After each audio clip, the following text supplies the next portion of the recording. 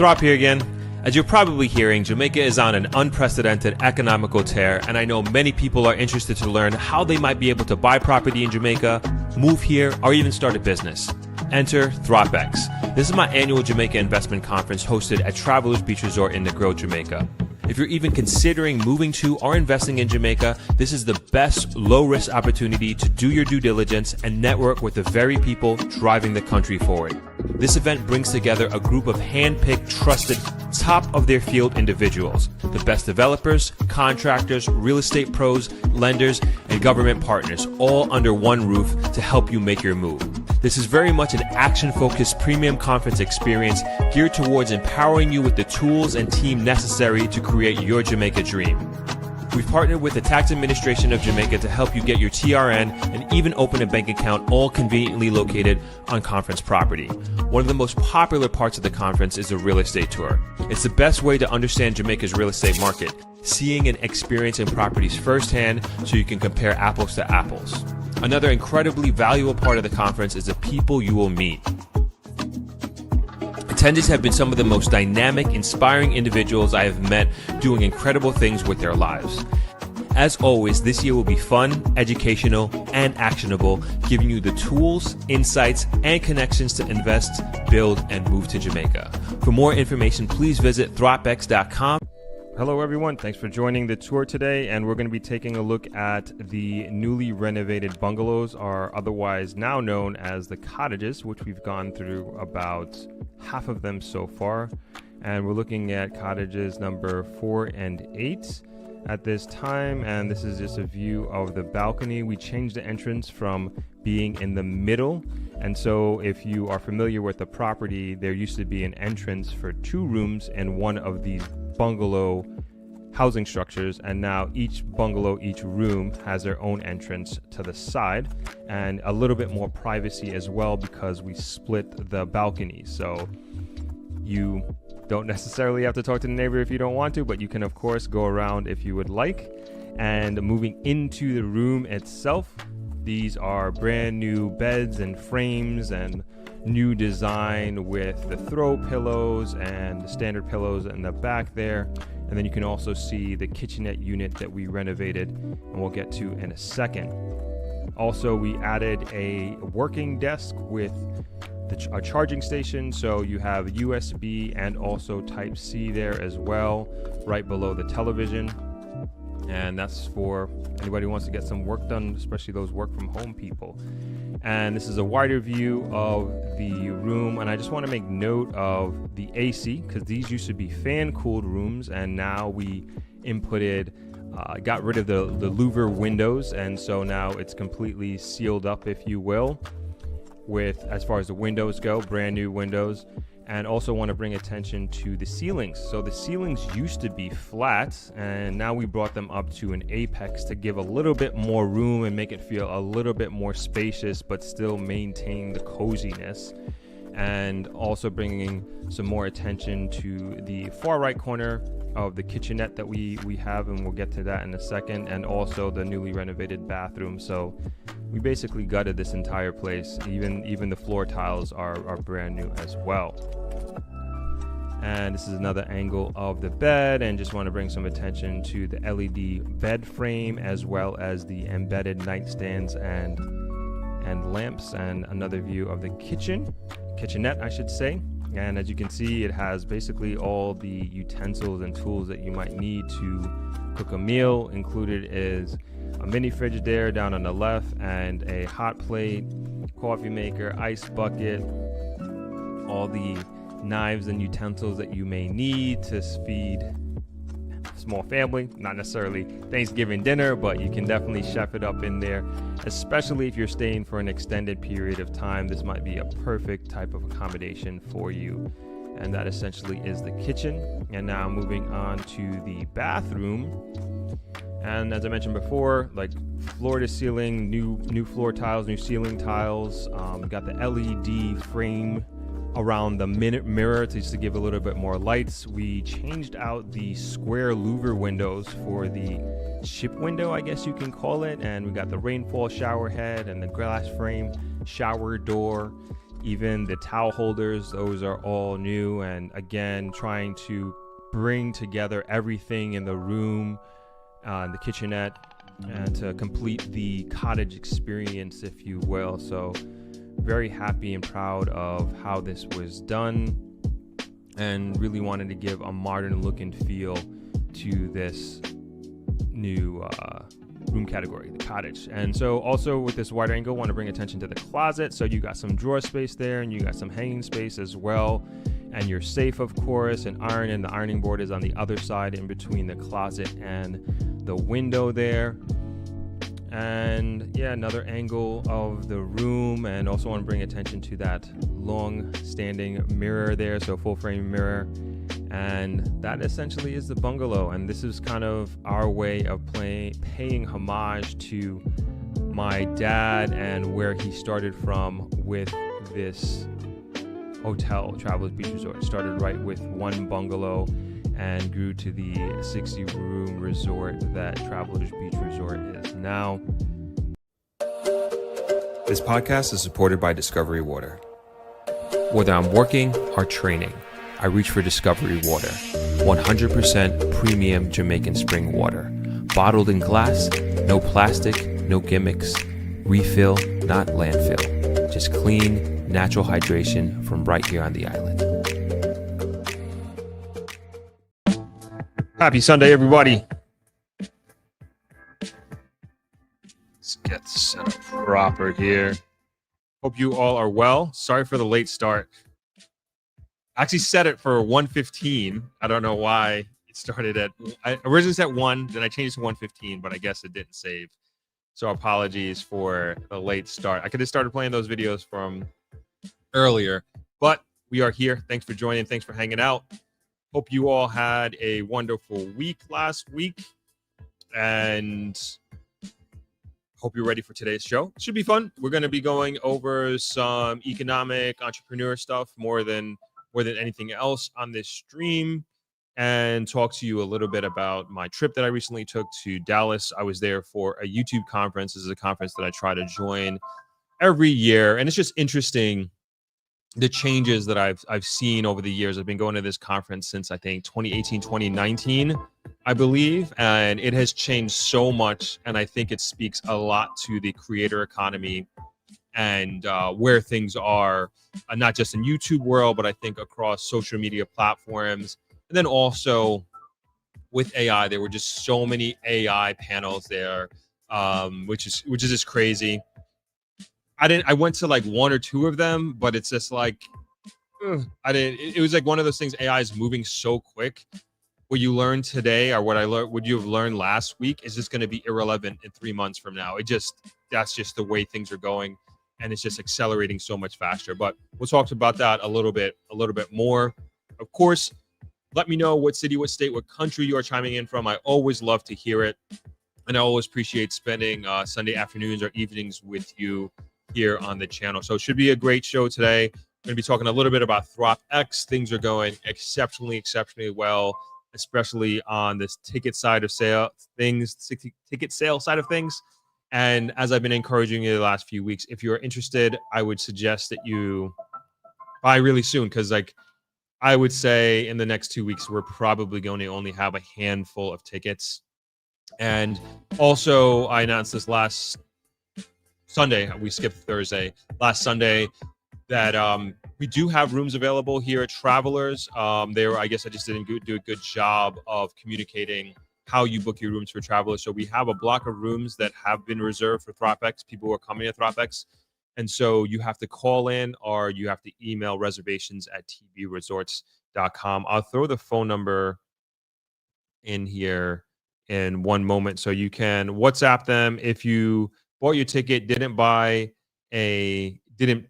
reserve a hotel room, you can still do that. It's not too late at Travelers. And trust me, after coming from a conference that was not near the hotel, near the conference center, it can be a little bit annoying. Negril is so much smaller than Texas, obviously. So you can, even if you are staying at one of our partner hotels, that's totally okay. But I know people like the convenience of staying at the host hotel, so to speak. And luckily enough, we have rooms available if you'd like to stay with us. And again, if you'd like to stay with one of our partner hotels, that's okay too. And just recommending you get in sooner rather than later. I promise you, it's not a marketing gimmick. Like we're gonna sell out in October. Like there's no question, no doubt in my mind, we're gonna sell out in October.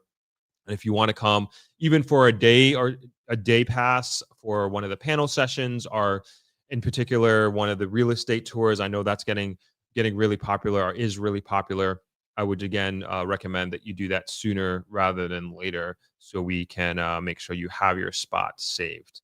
Yeah, and I also want to talk about the conference a little bit more in context to the conference that I just went to as well. But let's get started by hearing from you all. What city, what state you are coming from? Always love to hear this. I think this is a great way to connect. What's going on, James?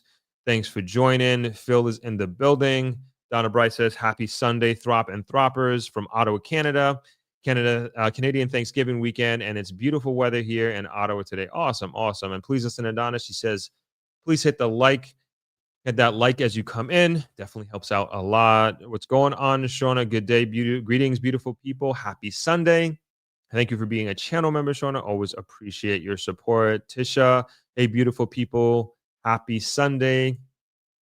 Anne Marie, greetings, everyone. Mon Taylor, hi, Throp, chiming in from London. What's going on, Justin? Another channel member. Appreciate you. Chris Charles, big up Throp and Throp fam from Strong Island. Good to see you, Chris. But I was going to say Bula Wellington, Fijian. Hello, Throp and Throppers. Have a great Sunday. Pamela Mullings, I need to go there for a month. Would love to have you stay with us for a month. Sparkling Gin, what's going on? Gin is in the house. McKay Faye, hi from Long Island. Tisha says AI is taking over too fast. Man, you're telling me from what I saw at that conference. Anik Dion, hello, Throp and Thropper friends from Montreal, Canada. Nice to see you. Sparkling Jen, hello, everyone. I'm the Canadian that moved to Jamaica, Trelawney. Oh, we remember. Good to see you. Good to have you on. Pamela Mullings, just wanted you to know that I lived near Winthrop Street in Brooklyn at age 16 years old and went to high school in Flatbush. The first time I heard you on YouTube, I wondered about the name. So that's actually where my dad used to have his business. Winthrop Car Service was on Winthrop Street. No E as you have it there. And that's where did I get my name from that? Not really. Even though I was born after that, but I guess it was derived from that in some sense. Copeland Russell, blessings from Florida. Love what is happening in Jamaica. Awesome. Sparkling Gin, my son always talks about Travelers. He loved it. Awesome. I'm glad he has good memories of being here. Joseph says, hello, folks. Join in the Sunday party late from Costa Rica. Pura Vida. Awesome. I was in Costa Rica in June for my brother's birthday. First time I went there. Lovely place. I was in Tamarindo. It was great. I would love to spend more time there. Phil, are you chiming in from Louisiana? I take it. Vivian, Harriet, happy Sunday from Palm Beach, Florida. Good to have you. What's going on, Simone? Thanks for being a channel member. Appreciate you. Blessed Sunday, Throp and Throppers. Beautiful Sunday in Atlanta. Joe Turner, happy Sunday and happy Thanksgiving from Amherst, Nova Scotia. Happy Thanksgiving to all the Canadians out there. Felix Johnson joining from Atlanta. Good to have you on, Felix. Linda, hi, Throp. Linda from Texas. Just came from Texas Friday. Nice to have you. All right, let's where should we start? Should we start with the article or should we start with the and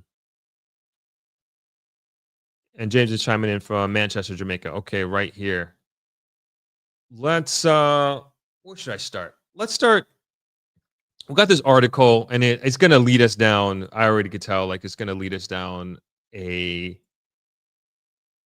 one of those rabbit holes, good rabbit holes, I would say, but it's going to take us on the trajectory of the rest of the articles that we have here, and which we're going to go down that rabbit hole. I promise. I just do want to talk a little bit before we get into it. I know people are here from title thumbnail, which I understand, and those watching on the replay. We'll get into it shortly, but I do want to touch on like something which came off the conference. So I go to this conference every year. It's called Vid Summit. And It's basically it's a YouTuber conference that for the most part. But if you're in the creator world, you go to this conference and like a couple observations. It's interesting, because I'm always like when I go to these things and I speak to different people in different creator categories, uh, much larger, huge creators, much bigger than me, but also I speak to smaller ones as well. And I compare and contrast like their markets that they're coming from, and what are their brand deals like? What is their experience being a creator in Texas and Idaho and New York and that sort of thing? And it's just interesting to compare and contrast that of my experience here in Jamaica. Also, there was like another observation was like there were no, as far as I know, there was no other Jamaican YouTubers and creators at this conference. I know of Jamaican creators that go to other creator conferences. I know FinCon is one of the big ones that I see a lot of Jamaican creators go to. But I choose this one in particular because it was what to say, it was originally, and this is kind of what I really want to talk about. It was originally a creator focused conference. So when I went in 2018, 2019, I forget which year it was, it used to be held at this Hotel Sets Conference Center in LA. And it was like the most quirkiest, really true blue raw creators that went to this conference. And I always tell the story of like I met this one very young person, early 20s, who was like a Pokemon creator, right? And he had this channel that was all about Pokemon. And had like I forget how many subscribers, definitely not over 1 million subscribers, but he was making over 350,000 USD. I was like, what, off of Pokemon content? Like that's crazy. And at this time, I don't even think I had 2,000 subscribers. I'm still trying to figure out my way. Didn't have the podcast, didn't really figure out my lane, so to speak, here on YouTube. But I kept meeting people like that young person and his girlfriend did similar content as well, and they were able to buy a house in Austin. Like, and I remember these like all core memories of my YouTuber journey, and like these are the types of inspirations that I got in the early days that kind of kept me going.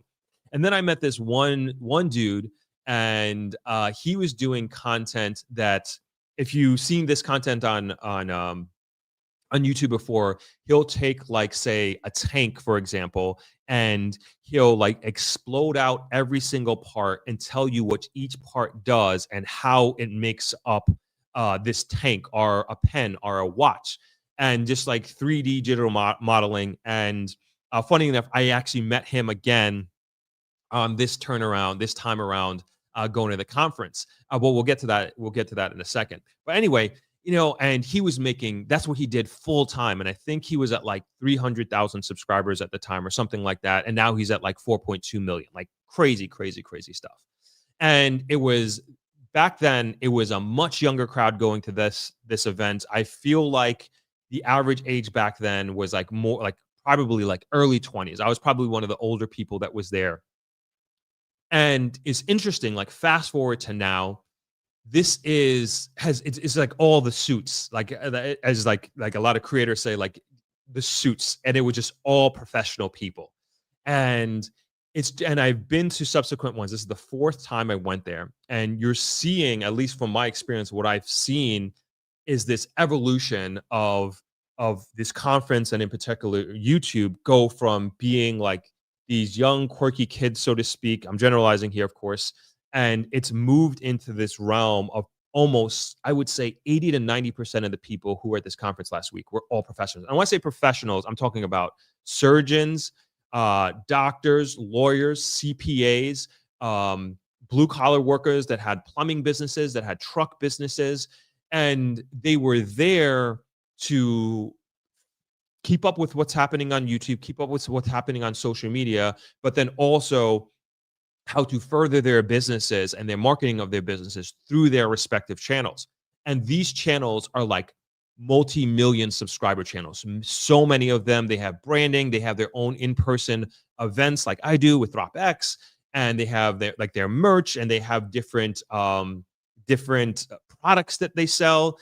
And to me, it just kind of showed you, at least in my experience again, the evolution of the creator economy, the evolution of YouTube, and what it has became. And It's just interesting, and I think too, like a little bit sad at the same time. But I also feel like I have also become one of those suits in a sense, like where when I went to this conference in 2018, 2019, I was nothing about podcasting, nothing about um, real estate for sure, nothing about investing in Jamaica. I was there to share my running journey. That was like primarily this, like how I was going to. That was going to be the vehicle for my content creation, running, sharing my Jamaica experience, and just and then also sharing Jamaica and traveling, right? And then it has evolved. The brand and what I'm doing on this channel has evolved into what it is today. And perhaps I too have gone more business-like and more suit-like, and maybe I'm part of the problem, so to speak, quote unquote. But it's just such an interesting thing to see where this YouTube has gone for so many people, and then for that conference. And the conference is like, I want to say like 3,000 people or something, few thousand people, without question. It was at this huge 4-story convention center, and all the hotels in the area were sold out. And everybody that I was speaking to, for the most part, they were all professionals, and you can tell even by the attire of people juxtaposed to 2018, 2019, whereas like the people who attended were in like shorts, t-shirts, like they were wearing their brand shirts like this. And this time I would say the average age was probably like in the mid 30s as opposed to the early 20s, of which was my experience in circa 2018, 2019. And everybody was just, you could just tell, like people just dressed nicer. They were, I don't know much about designer clothes, but it looked like they were wearing designer clothes, and they were there to network. And it just felt like almost just like any other business conference that I've been to around the world, not this creator summit, which was originally how I was introduced to that world. And I think it just speaks to where this creator economy is going, and how people are using, and there's nothing wrong with this, how people are using it to market their business and market their respective professions. And I think that's great. I think that's really, really awesome. But I just wanted to share that with you all. And then also, like, understanding it also told me, oh man, this is the other thing too. It just was like a validation of like permanent, like just my feeling, my experience that I have here about this, like how far behind Jamaica is on the creator economy, particularly in the YouTube space. And like a crazy statistic, and I feel like I'm going to make a video on this alone, was that in the last 6 months, YouTube was the most watched platform on television devices than any other platform. So that's bigger than Netflix, bigger than Disney Plus, bigger than Prime Video, you name it. YouTube was number one watched on TVs in the last 6 months. Crazy, crazy, crazy statistic that's just showing you the direction and where the attention of people are going. And I would love to know how many people in the comments section, if you could tell me right here, who's on stream right now, whether you're watching it live right now or on the replay, like how many people are watching this live stream on their television. If you can give me, let's do number one. If you could just give me a number one, if that's easy for you to do, if you can type. I know typing on a television is very hard. Let me know if that's too hard for you to do. But I would love to know like how many. I can see afterwards on my statistics, but it would be just cool to see. And then if you're watching it on your computer, press 2, and if you're watching on your phone, press 3. I'd love to just kind of get a see kind of where we are with that. But it's just such an interesting statistics that this is the direction that people are going, and it's continuing to trend in that direction. Yet here in yeah, what was 3? Phone? Okay, 3 is phone. Okay. Thank you everybody. Yeah, let's get them in. It's just like, and then here in Jamaica, and this is my personal experience trying to work with corporate Jamaica of like across the spectrum. Just like I don't know if they just don't understand, like if they don't want to understand. And I know like Jamaica is a very is a very Instagram heavy country. Like it just is what it is. Corporate Jamaica just respects Instagram so much more. And whereas like the rest of the world, it's like it's completely opposite.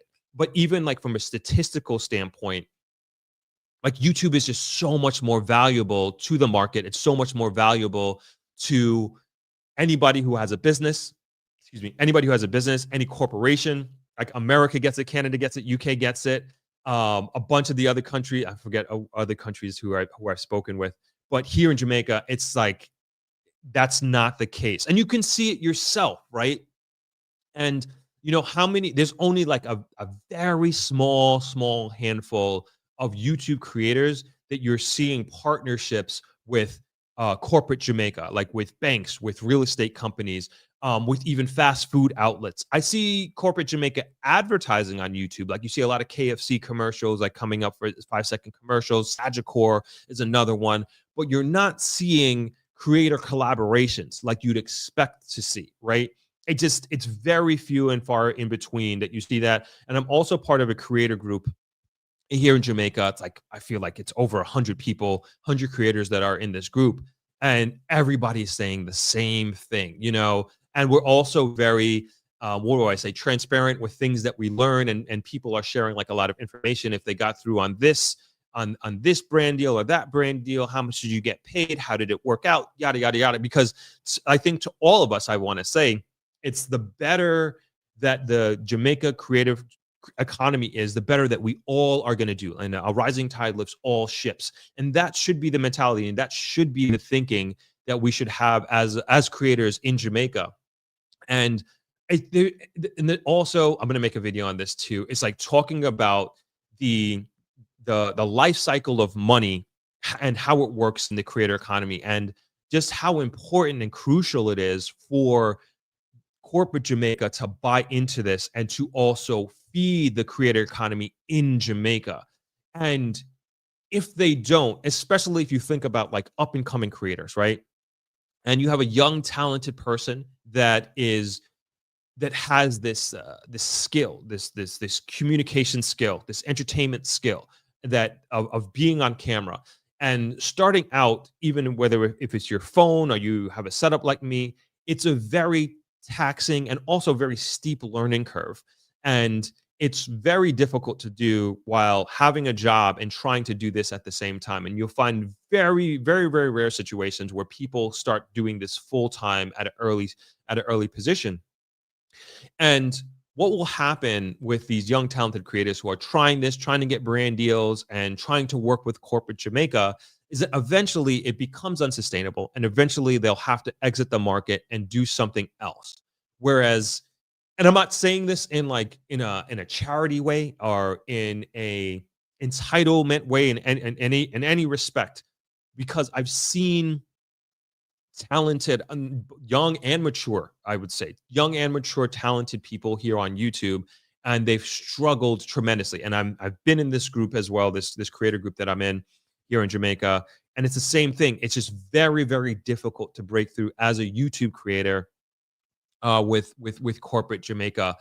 And I just don't know what the marketing people are seeing when they are not working with these talented individuals who really bridge that gap between the market and, say, whatever this company might be selling, right? And they might be a perfect spokesman person or a perfect person to get maybe young people or whatever demographic to just understand or learn about, maybe it's investing, or maybe it's buying a property, or learning what it is to be work with a particular real estate company, whatever it is. And there just isn't that. And when you look at, and then this is not my opinion, it just is what it is. When you look at, say, the value, the buy-in, however you want to frame it, of a Instagram follower versus a YouTube follower, there's no comparison. You know, I don't know exactly what the ratio is, but I'd rather have 10,000, I'd rather have 5,000 YouTube followers, subscribers, than 100,000 Instagram followers. It's just, that's just how big the gap is in my mind in terms of the value of the audience, right? And what made me completely say this is like unquestionable, I I don't know if you guys remember, like I had on Jamie Gruber, who is living in the Dominican Republic. He came on my live stream. I went on his live stream, and he basically does what I do, but he does it for DR. And we were sharing our analytics on, like, he's big on Instagram. At the time, I think he had I want to say about 80,000 subscribers, followers on Instagram. And I probably was at about either at about 50,000 or maybe a little less than 50,000 subscribers here on YouTube. And we were sharing our live stream analytics. And his average view duration of people coming on his live stream on Instagram was, I want to say, like 34 seconds. 34 seconds, right? My average view duration of people coming on my live stream is over 11 minutes. Over 11 minutes. And that's a live stream. That's not a video. That's not, fancy editing in the beginning to hook people in, that sort of thing. This is a live stream that we're talking about. And it's just night and day. It's just night and day. And from like a marketing perspective, that if you have talent on YouTube that can hold the attention of the community that they've created, and that you can buy into it as corporate Jamaica, you can buy into this and buy into this creators community that has worked so hard to build this community over an extended period of time. And your brand, of course, there has to be alignment there. Of course, like I'm not saying like, somebody doing the teach me how to Dougie dance, let's say on YouTube, it should be aligning with like a Fortune 500 company. Maybe there is alignment there, but you get what I'm saying. That doesn't necessarily, at least on the surface, align, right? But if there is alignment with whatever your brand is as a company and a creator on YouTube, and this is like, you should consider buying into that. You should consider buying into that, and to the extent of feeding into this economy, because it's very, very important that the creator economy is, and I know this is like an ongoing fight, if you will, just creators in general, right? And just here in Jamaica, like I hear about it with the film industry here, the theater industry, the music industry. It's just getting the support from the country. And I hate to just keep harping on corporate Jamaica, but this is like who I've been trying to work with, and to some degree. And I've had great success, especially with Dropbox. Actually, that's probably where I've had the most success in working with corporate Jamaica, because this is the thing with doing a conference. It's a legacy event.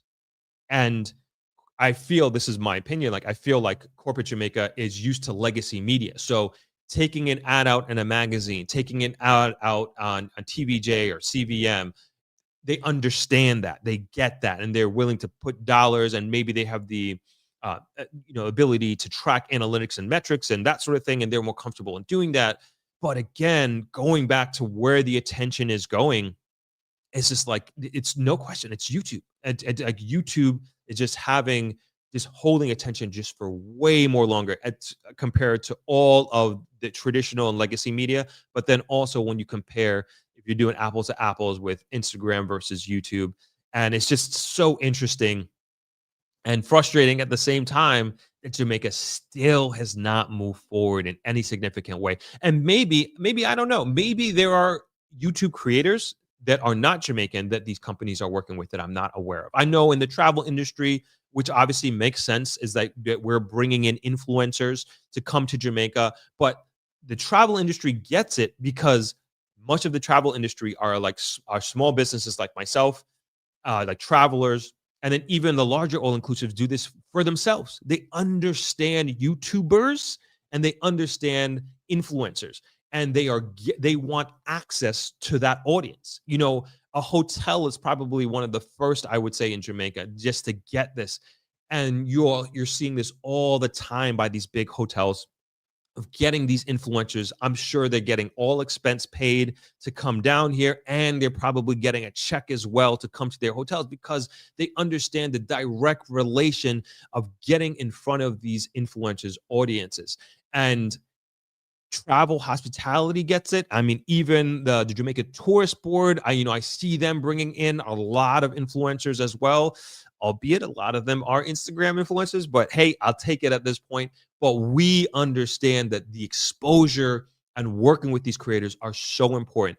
I would just like to see more of that happen outside of hospitality and more core corporate Jamaica than anything else, because again, I'm just harping on the point that the creator economy in Jamaica badly, badly, badly needs it. And it's again not entitlement, not a charity like you're giving money. It's an investment, like you're getting it back. You're getting exposure. And I would encourage anybody out there in corporate Jamaica and in marketing is just to look at this and compare and look at the analytics of some of these creators. Look at the engagement that they have compared to that of an Instagram, the average view duration, how many minutes are compared to Instagram to YouTube versus YouTube are people spending with these creators. And I guarantee like there's no comparison. So sorry to go on that crazy rant, but it's something that I am obviously very, very passionate about. And it just boggles my mind how in the 5 or so years I've been doing this, I don't know if Jamaica has moved an inch forward in this. Like really, like I really just can't believe it. But I digress. Let's hop over to the comments here. Tisha says, yeah, everyone is seeing how important social media is and wants to understand it themselves instead of paying someone else to do it. That's right. Also, they see where another stream of income is possible. Faded Power says, my question is this. What was the size of the Jamaican budget in 2016? What is in 1%? Okay, you're getting into financial stuff. Okay, we're going to save that for a little later. James William, TV and phone for chat. Awesome. Watching live on phone. Three is phone, right? Three. Okay, three. Lots of threes. Two. What is two again? Two's computer, I think. Yeah, two's computer. Two. Lots of one. Lots of threes. Okay, we got a good mix here. Simone, TV, watching, phone for chat. TV not ideal for interacting and chat. I'm watching on one, playing it and typing to you on three. Interesting. Okay. Three, phone for me. I hate watching YouTube on TV. It's always phone or computer for me. For me, YouTube is personal, but it's definitely not trending towards TV. Interesting. Nicole Knight, I'm doing a combination of both. Now watching on my phone when doing something that I can listen, but I'm going to start ironing, so I'll put it on my TV. Interesting. And I'm a phone computer guy. I never turn my TV on. I have a TV like I think I never turn my TV on. Like I think I just got it from I don't know. I think just college, just always just being on my computer. Even before I had a laptop, I had a desktop like that, but I just always on my computer and phone as well. And I'll switch from my maybe I'll start watching something on my computer and then I'll switch over to my phone if I'm going mobile, so to speak. And yeah, that's my viewing experience. And I too think like this could be also, I think, is a remnant of the pandemic. And during the pandemic, like so many people invested in their home entertainment centers and they got these big screen TVs, couldn't go to the movie theaters, they got the sound system, that sort of thing. And so I think a lot of people invested that way. And I think that's why you're seeing people head towards to television and viewing stuff on YouTube. Shona says YouTube can be more educational learning, exploring both short and long form content. YouTube is like the Google of social media. Well said. Nicole Knight, I am doing a combination of both now, watching on my phone when doing so. Okay, sorry, I think I read that. I'll put on my TV. I think your program is more phone because we're going along with our days, but also wanting to interact. So persons can move around. Donna Bryce, Meet the Mitchells has partnered with sponsors and huge YouTube community. Yes, that they were one of the people that I should say creators that I was thinking of that have actually made it. Montello says, indeed, creator economy, essential. Throp, look forward to your future inputs. Tisha, it's very, very taxing to do YouTube and anything else. Most persons find longer content too hard to produce. Yep. Sparkling Gin, agreed 100%. Me too. Donna Bryce, Savvy IG accounts also use IG to lead followers to their YouTube. And that's the thing too, right? When you speak to Instagram people, like they want to go over to YouTube, like because that is where it is. Like that is where I'm not saying you can't create community on Instagram, but I think the way YouTube is set up, it's like it's so set up for community. And like this is an example, right? And maybe if I'd like put more into Instagram, which to me, Instagram is just so much more fleeting. You know, that I like the premise of YouTube, which is getting the right video in front of the right person at the right time, you know, and to me, that's how they've been successful, where Instagram is like they're just trying to keep, I mean, every platform is. Who am I kidding? You know, even YouTube is like they're trying to keep you on their platform. Instagram's trying to keep you on the phone for as long as humanly possible. And yeah, you know, and I get it, but at the end of the day, like every creator that I know is doing well on Instagram, they're trying to come over to YouTube. Amy Smith, what is your average age group watching your podcast? Also, your content is appealing to a certain age group. Um, More than half of my audience is 55 and older. That is, I am a much. I'm not a. Obviously, I'm not making kid content. You know, I'm not making content for Gen Z, and I forget what the even younger generation is called. But this is without question. This is for a more mature audience. The subject matters that we talk about, the opportunities that I bring here, is just for a more mature audience. Like we're going to see, like, you know, at ThropX, right? It's a relatively, it's not a cheap conference, right? And price or experience. The products that we're going to be seeing, you know, we're talking about like a few $100,000 that people are looking to buy a piece of land or to buy into a development. You know, it's a wide spectrum, yes, but at the same time, a 22-year-old coming out of college who wants to move to Jamaica, of course, I'm generalizing here, may not be in a position to financially afford doing something like that at this given moment in time. Hence, maybe they start their research and they start their plan, and maybe I'm a resource to do that, right? But for the most part, that's not my demo, you know, and that's not necessarily, and I didn't say, hey, this is a demographic that I want to reach, and this is the content that I'm going to create based on what I'm going after. I just started creating, and that's just what happened. That's how I ended up here. Metro Atlanta, Simone, YouTube is the new TV. You can get anything from sitcoms to educational training to spirituality. Well said. T. Dot, I'll be coming to Jamaica next month from Greece. Awesome, awesome. Looking forward to having you, James Williams. They do love Instagram travel agents. Yep. Robert Smith, I think using multiple social media outlets must be incorporated simultaneously in today's social media consumption because our audience is so diverse in how they view and follow information. Absolutely. Donna Bryce, a multitude of small businesses in the grill do not understand the importance of having social media presence. I see that as well. James Williams, hey, Throp.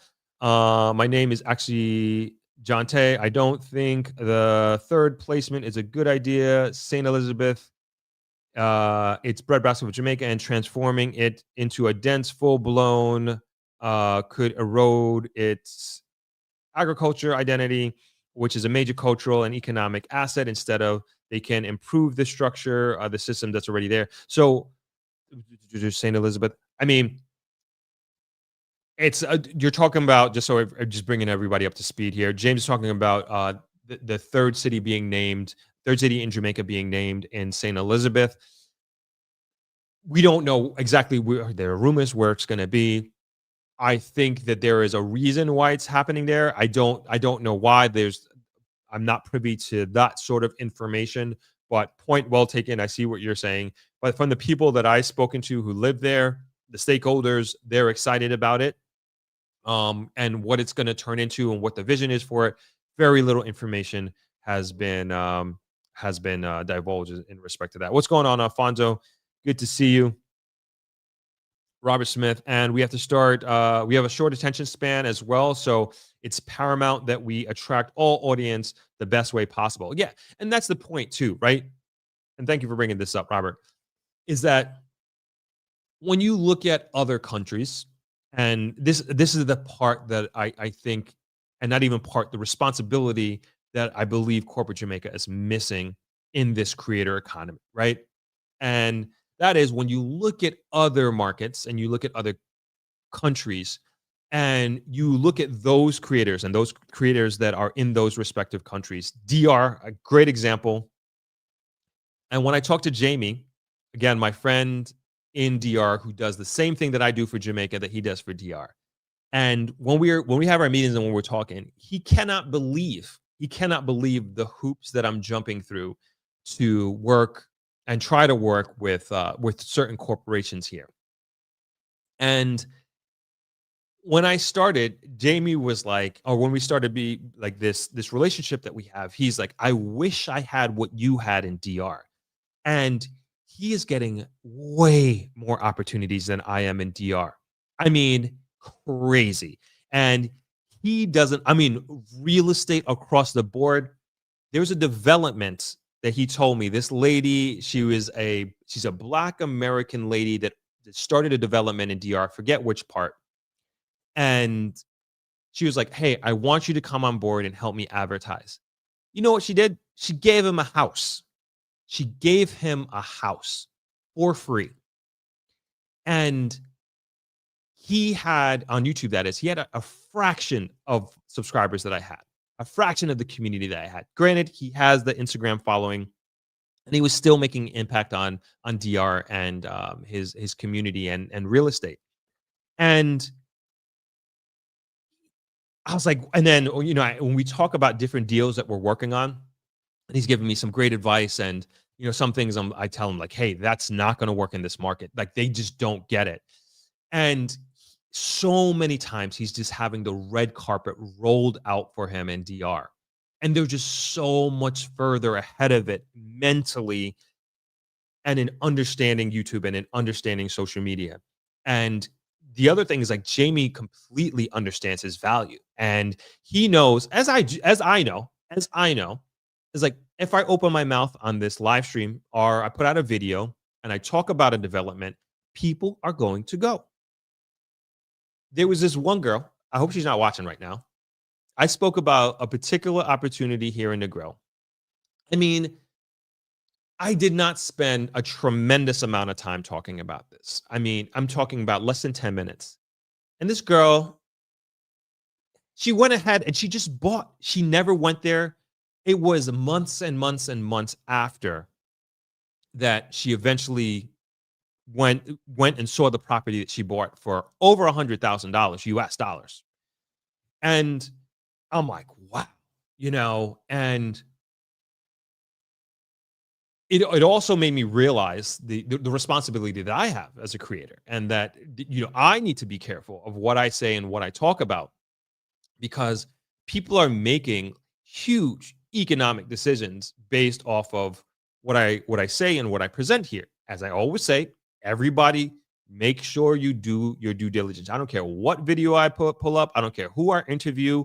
It is, at the end of the day, it is your responsibility to do your due diligence on any investment, on any real estate. I'm here to provide as much information as I humanly possibly can to you to hopefully allow you to make an informed decision. At the end of the day, the decision is yours.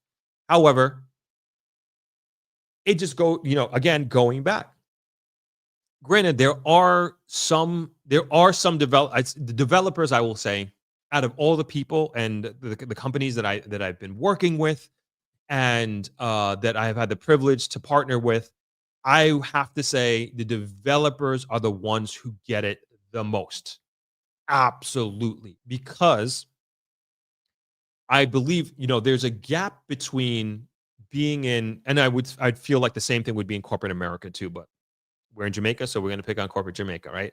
There's a gap between, say, an executive working for a big company, a big Jamaican company, right?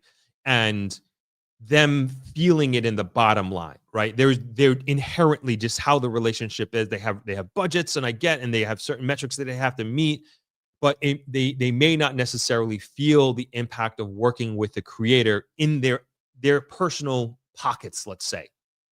Whereas a developer who it's their development, and I say something or I talk about their development, people going to go check it out?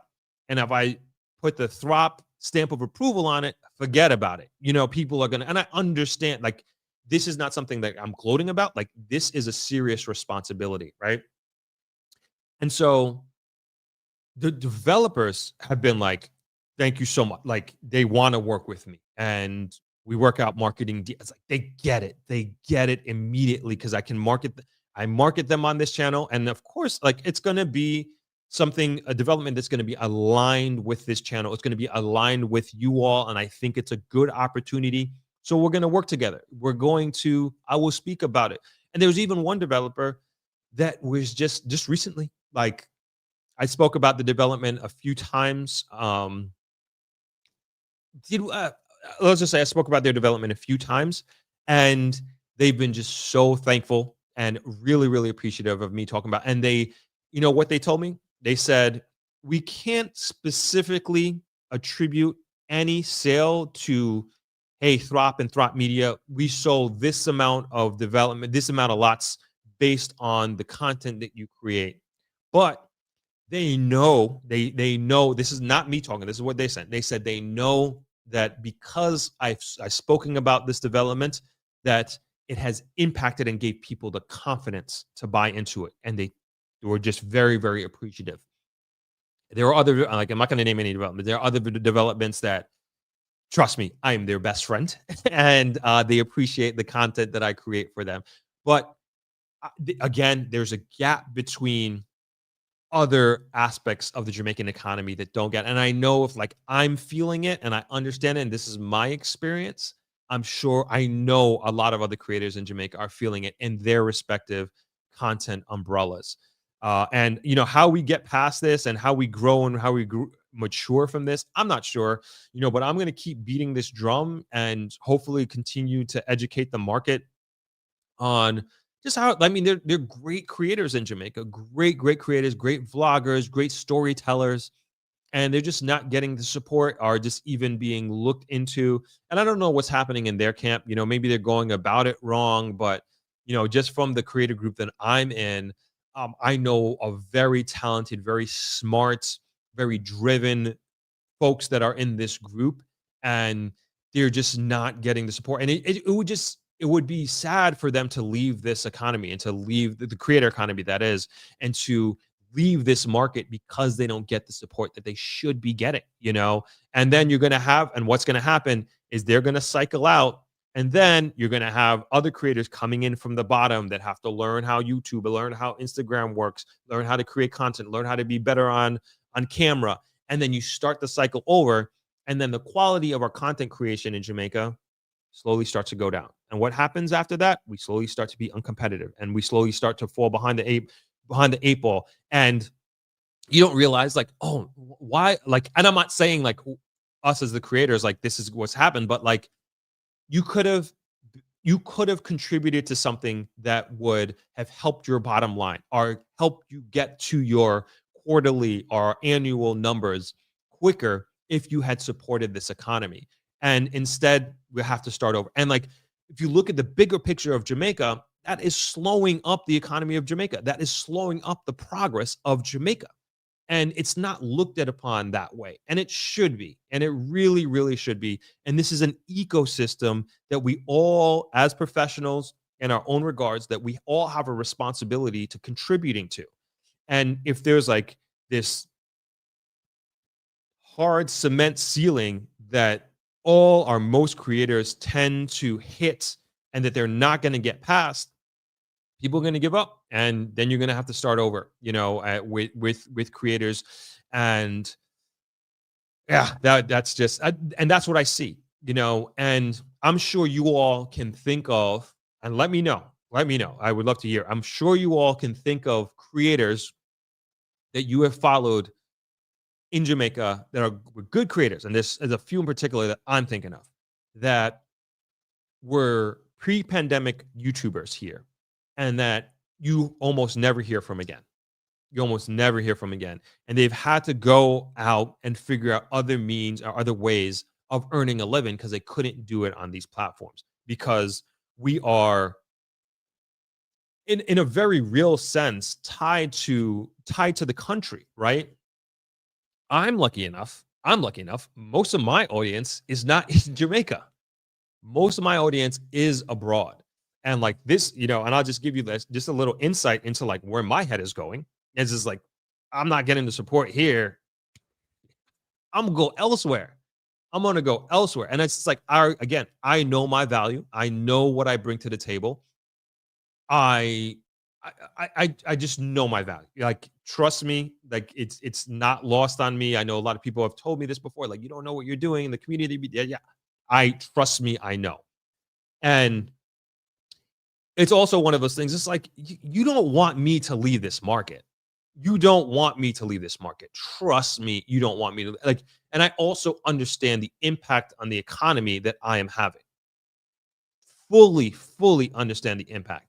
And it's like, you don't want somebody like me. And I'm not saying I'm the end all be all great. Like, I'm not saying that at all. But I know I'm having a positive economic impact on the grill and on Jamaica without question. Right. And I would hope, to me, it's like we want another Throp out. I want another Throp out there because to me, the more of me there is, the more opportunity that there is to create opportunity for others, right? And I can't do it all on my own, and there are a lot of great creators, I should say, in the real estate space here in Jamaica. But, there's it's different. And like, again, it's just like, man, could we feed into a situation where we can create more of me and create an army of me? Because I think about like other countries that are doing this, and other countries that have way more creators like me in their country that are pushing that pushing that country's investments. And it's just a shame that we don't have more of that. Anyway, again, another long rant. We haven't even got into our subject at hand. All right, let's keep rolling here. Simone says, many corporate entities in Jamaica fail to recognize creators and their audience as a valuable market until their competitors begin engaging them. Yo, what's good, James? Good to have you on. Nicole Knight says, why don't you start a Jamaican Creator Conference? I thought about it,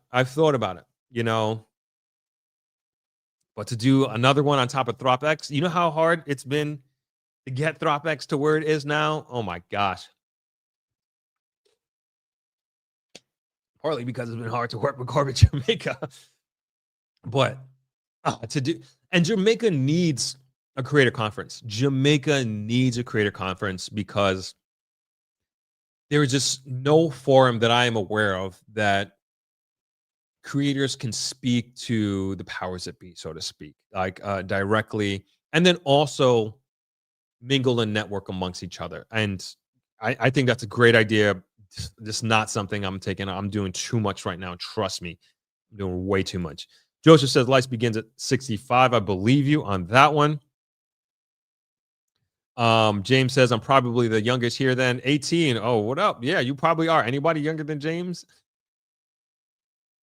Gen X chat. Heading to JA next month. Awesome. What's going on, Suzette? Good to see you. Good to have you on.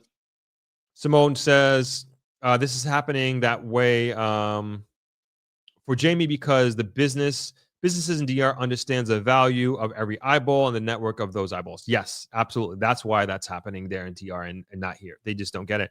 Clive says, hey, Throp and Throppers, 65% YouTube, 35% TV. YouTube opens the world.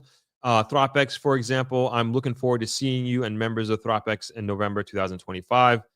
Same here. Looking forward to seeing you again, Clive. And I just, again, want to use this opportunity to remind people that we still have rooms at Travelers. You just have to email reservations@tbresorts.com, or you can WhatsApp them directly. And I put the WhatsApp number right there in the chat. But we have rooms available. If you book your tickets, ThropX tickets already, you can still book your reservations here at Travelers. Carla J says, the older generation in Jamaica are stuck in their ways and don't seem to want to change the culture. Yeah, it's crazy. I see that a lot. Hopefully that can change. Hopefully I can help be one of the people that change this. It's just something that I'm thinking about for next year. Because we need help as the creator economy needs help. Like, trust me, it needs help. And I see a lot of people, a lot of super talented individuals that are like thinking about getting out of this because it's just not paying the bills. I'm like, man, hope that doesn't happen. Amy Smith says, Throb, the reason for your success is your topics, the day you choose, and your time slot. People come from church and just want to relax and watch your podcast. Awesome. Love having the after church crowd here. Beta Powell says, this is why you need to clarify the 5% growth, 5% of 1K, not the same as 5%. Okay, you're still talking about that. We're going to get into that shortly. I promise we're going to get into that shortly. Montella says, Throp, you're indeed a conduit. Thank you. James Apple says, Jamaica doesn't have the luxury of dragging its feet. Agreed. The old ways of doing business is what's stifling the progress of new business. Well said. Donna Bryce, many corporate decision makers are old school, who don't go on social media and are clueless about what a valuable tool it can be. Shauna says, unfortunately, I see this as a mindset that is not isolated to creative market. It seems that individuals that offer value are often overlooked or minimized. Thropx version for creative intensive that I mentioned in the last Droppers Think Tank. Speaking of which, we're doing a Throppers Think Tank this Saturday. If you want to join, just everybody can remind everybody, Saturday, 12 o'clock, Throppers Think Tank. Garth Adrian says the Mitchells are one of the most successful in Jamaica with sponsors. Yep. Agreed. I don't know of another. They might be and correct me if I'm wrong, they're probably, I want to say, one of the most successful YouTubers that are out there in terms of partnerships that they have with corporate Jamaica, which I think is good, but also, like, not to take anything away from them, but like, they're entertainers. Like, they come from entertainment, and they come with this. Obviously, they come with camera presence. They come with being in front of the camera, doing interviews, communicating. They're just talented. They're extremely, extremely talented individuals. And so I get that, and I get, and I think there's a level of comfort in working with that and working with an already established brand name. And they have a great family channel, great family channel. But like, where is that? I'm trying to think of like a born and bred YouTuber who's on that, who has that relationship. Let me know. Can anybody give me an example of that? Of a Jamaican YouTuber that came up on YouTube that has I'm trying to think, that has corporate relationships, Jamaican corporate relationships. Of our partnerships, I should say. Let me know. Let me know in the comments whether you're watching live here or on the replay. I would love to get my eyes open to that, so to speak. James Apple says, maybe separate the dates from ThropX, and might be interested in facilitating a conference on the creator economy, especially since I review content creators. I'm definitely not taking the lead on that. If somebody wants to do it, I will support. Matique says the creative economy feeds so many other sectors, especially tourism, which luckily is also our economy's main sector. If we have a creative economy here, people will choose Jamaica over other islands. Absolutely, of course, 100%. Montella says maybe partner up RE conference. Yeah, we have great partners for the conference. Great partners. I actually should put that up. Boom. There we go. These are our partners for ThropX. AB Lifestyle says probably you could do some collab with the Ministry of Tourism. We are working on that. We are definitely working on that.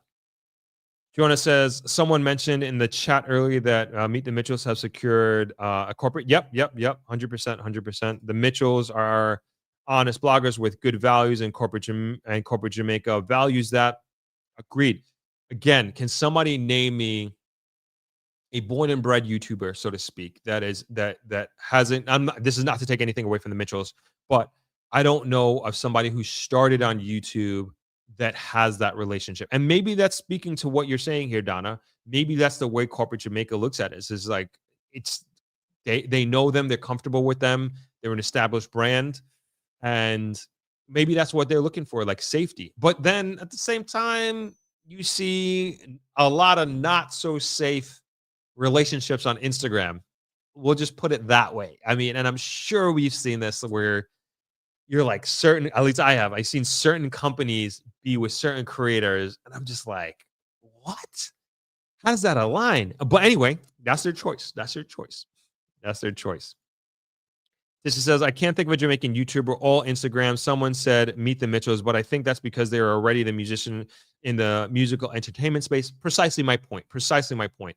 Is there anybody think of anybody else? Another Jamaican like a Jamaican YouTuber that came up on YouTube that has you've seen some sort of corporate sponsorship with? I can't think of one. I can't think of one. Chaje says, do you agree with Road to Republic? I do.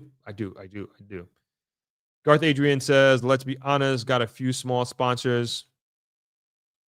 Let's be honest. The podcast.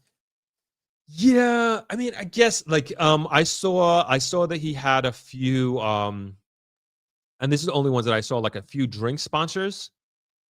I guess you can consider that corporate.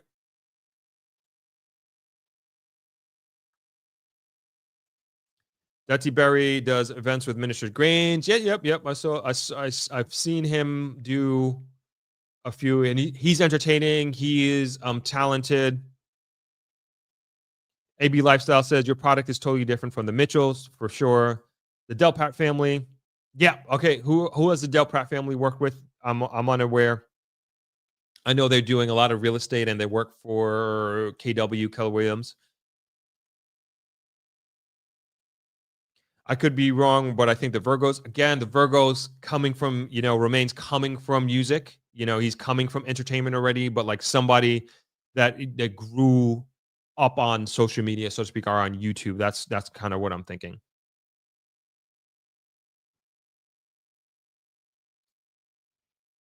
I think 5% growth is so near in our reach. All we have to do is produce more. The world crave our products. Our coffee #1 in the world. Our ginger #1. Even the unhealthy products such as soda.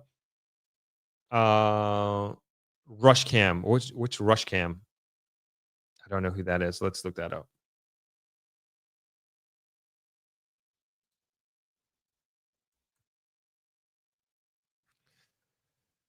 Yeah. These yes. Podcast. Hold on. Let me just show you guys what we're looking at. I've seen a couple clips. Which camera to look? Yeah, good podcast. A lot of big guests. I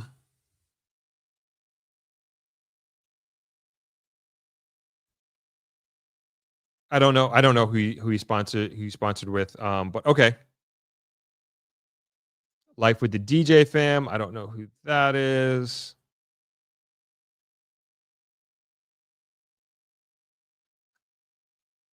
Life with DJ fams.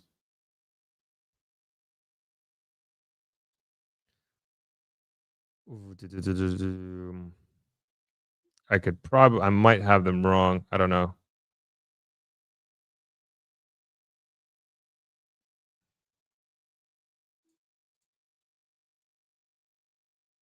Rush Cam, Rashane, very good. Okay, we got them. Okay, so maybe there's a few. I don't know. That's good. That's good to know if that's happening, and they are able to work with corporate Jamaica. Matik says, let's be honest, as a podcast which is very popular in Jamaica, the host is Jai Phrase. He does a lot of corporate sponsors because he does a lot of interviews surrounding entertainment. Yep. A great podcast. I watched many of his podcasts before. Fada Powell says Dutty Berry Bus with Tisan Chin and The Voice. Okay, yep. The Fix is another podcast. Yep, that's good. Teach them. Yeah, but all right. These are great podcasts. Teach them. Like I know these. Like, but are they getting corporate sponsorships? That's the main thing that I'm the main point that I'm trying to make here. And not coming from some other industry. And it's good to learn of these and the ones that we had just spoken about. I'm not seeing. I believe you if they do have corporate sponsors, but I'm not seeing it obviously because I didn't really watch their haven't really watched their content, so it's hard for me to see or know what kind of sponsorship if they're getting sponsorship. But thank you for opening up this discussion to that. Graham says, is it difficult to secure spacious conferencing facilities on the North Coast? Could you elaborate on pricing generally using ThropX for context outside of travelers? No, I mean, I don't know pricing. Like, so the Montego Bay Convention Center, I believe, is the biggest convention center in Jamaica. I'm almost certain of that. It's definitely the newest and most advanced facility. Bigger than I think it's called the Kingston Convention Center. It's on the waterfront in downtown Kingston. And I don't know how much it costs. I have no idea how much it costs to rent that space. I'm sure it's a pretty penny because that place is humongous and has crazy staff that they have to pay out. So I'm unsure. I'm unsure what the cost would be. All right, let's move on to the topic at hand. That went a lot longer than I thought, but great discussion. Thank you everybody for engaging in this subject. All right, let's go to the first article. I might take a quick drink break. 1 second. Throp here again. As you're probably hearing, Jamaica is on an unprecedented economical tear, and I know many people are interested to learn how they might be able to buy property in Jamaica, move here, or even start a business. Enter ThropX. This is my annual Jamaica investment conference hosted at Travelers Beach Resort in Negril, Jamaica. If you're even considering moving to or investing in Jamaica, this is the best low-risk opportunity to do your due diligence and network with the very people driving the country forward. This event brings together a group of hand-picked, trusted, top-of-their-field individuals, the best developers, contractors, real estate pros, lenders, and government partners, all under one roof to help you make your move. This is very much an action-focused premium conference experience geared towards empowering you with the tools and team necessary to create your Jamaica dream. We've partnered with the Tax Administration of Jamaica to help you get your TRN and even open a bank account, all conveniently located on conference property. One of the most popular parts of the conference is the real estate tour. It's the best way to understand Jamaica's real estate market, seeing and experiencing properties firsthand so you can compare apples to apples. Another incredibly valuable part of the conference is the people you will meet. Attendees have been some of the most dynamic, inspiring individuals I have met doing incredible things with their lives. As always, this year will be fun, educational, and actionable, giving you the tools, insights, and connections to invest, build, and move to Jamaica. For more information, please visit thropx.com and join our mailing list. All right, we're back. And these are our beautiful sponsors for ThropX. I know I announced this before, but we have our platinum real estate development sponsor, which is Turtle Bay Estates, and they came on board a few weeks ago, and we've been talking for a while, and they are going to be the premier real estate property that we're going to be visiting this year. So as some of you may be aware, that we are doing 2 days of a real estate tour, which is we're up and in it from the last 3 years. And what I've seen is that we've been keeping it. We went to Montego Bay. Actually, we did 2 days last year, as a matter of fact, because we did Negril, of course, and then we went to the Pinnacle, which is an additional day, and it was actually a bonus last year. And this year we're doing 2 days as well.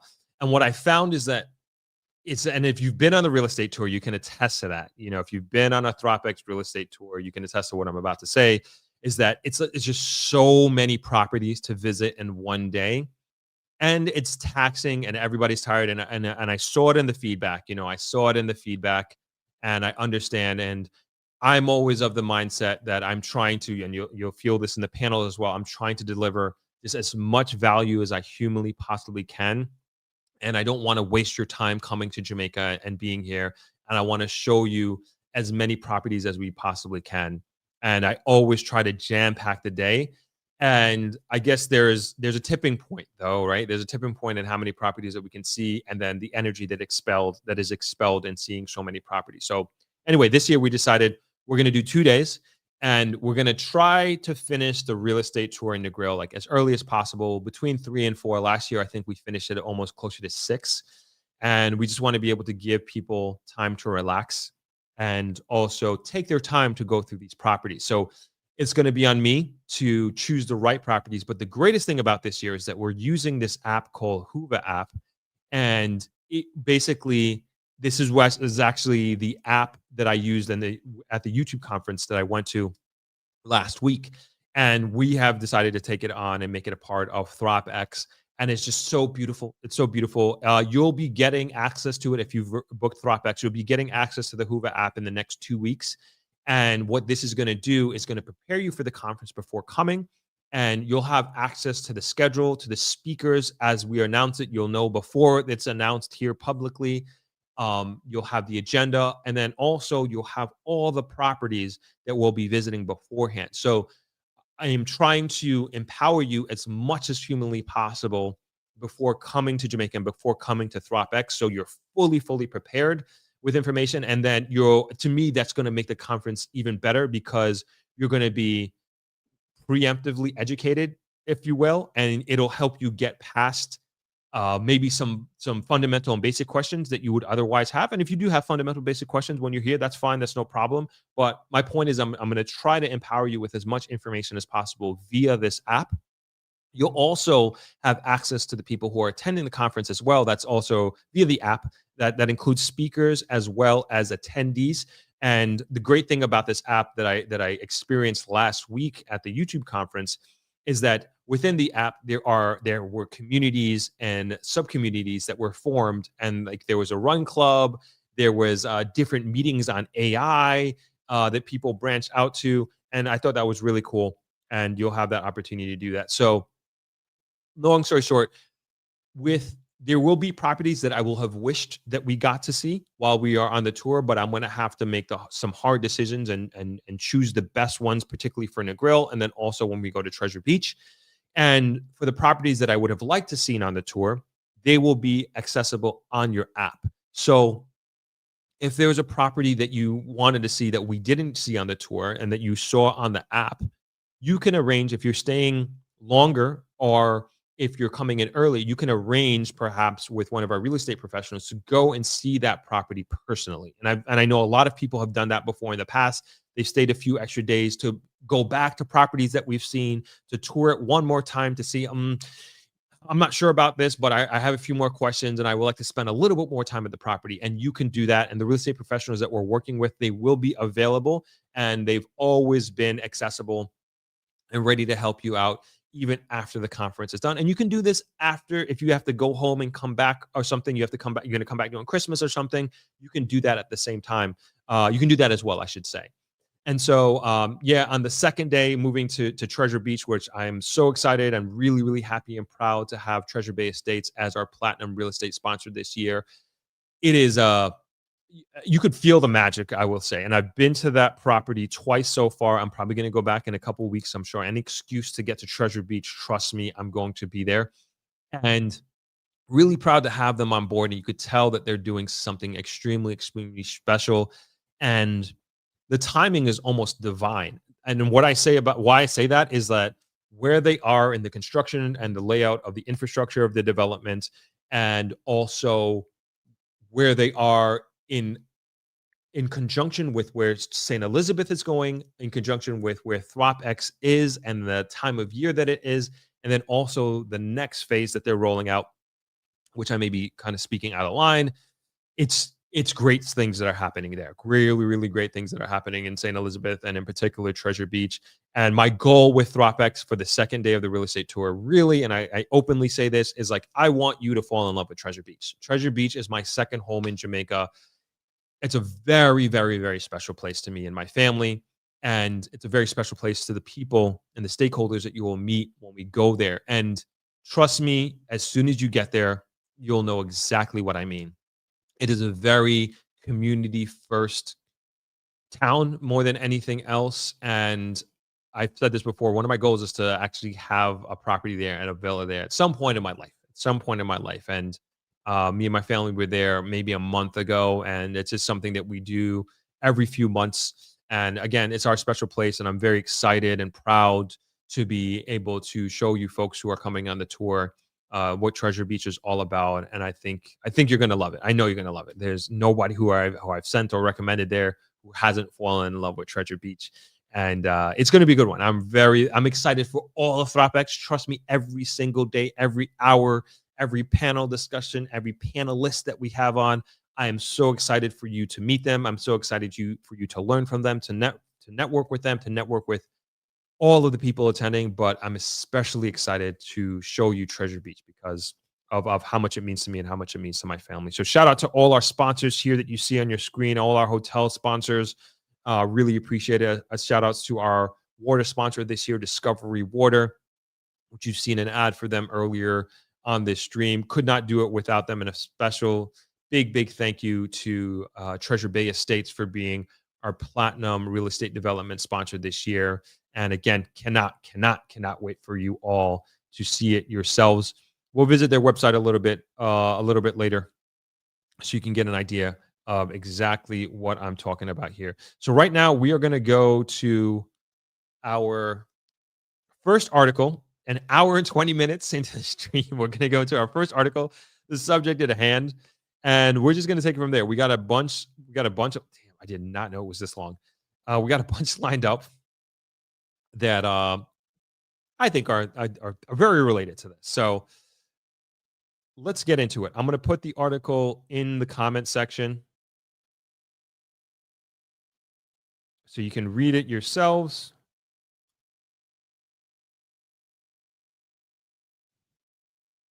Oh, Dean, what a good idea. Ever thought of adding a data ThropX for creators? Damn. Why you guys got to come up with these good ideas that I actually have to think about? Oh, man. That is such a good idea. And the reason why I say that is such a good idea, because like I have no excuse to say no to that. I have no excuse to say no to that. Yeah, great idea. I can't do it this year. I can't. I'm not that I'm in over my head. This year has been the smoothest year on record, you know. And Tisha says add the day for creators next year. Yes, you know, great idea. Like, this is why I love this community. Like, you guys come up with like the best ideas. You guys came up with this idea for ThropX in the first place. And duly noted. Thank you for that idea. And we can definitely make that happen. And it might be it might be one of these things, and I don't know if we have the space. It might just have to be something separate in the sense that we just don't have the space at Travelers to say, you know, if we had like say 15, 20 creatives, like we just don't have the space to add that on. At least I don't think. Great idea. Tisha says, I've been here for the third ThropX now, but haven't made it, pushing for next year. All right, next year you'll come for the YouTube Creator Summit, YouTube Jamaica Creator Summit. That's what we'll call it, or something along those lines. Teak says, facts, merge them. Damn, this is a good idea. Great idea. There's no reason for me to say no to that. There's no reason for me to say no to that. Okay. All right. Fine. We're going to do it. We're going to do it next year. We'll do it next year. All right. JA Summit. That's what James is calling it. All right. Cool. Thank you, guys. Thank you, guys. I appreciate that. Great idea. All right. Let's get into the article. Editorial. This is from the Jamaica Gleaner, posted Sunday, today, October 12th, 12:11 a.m. And the author is, who's the author?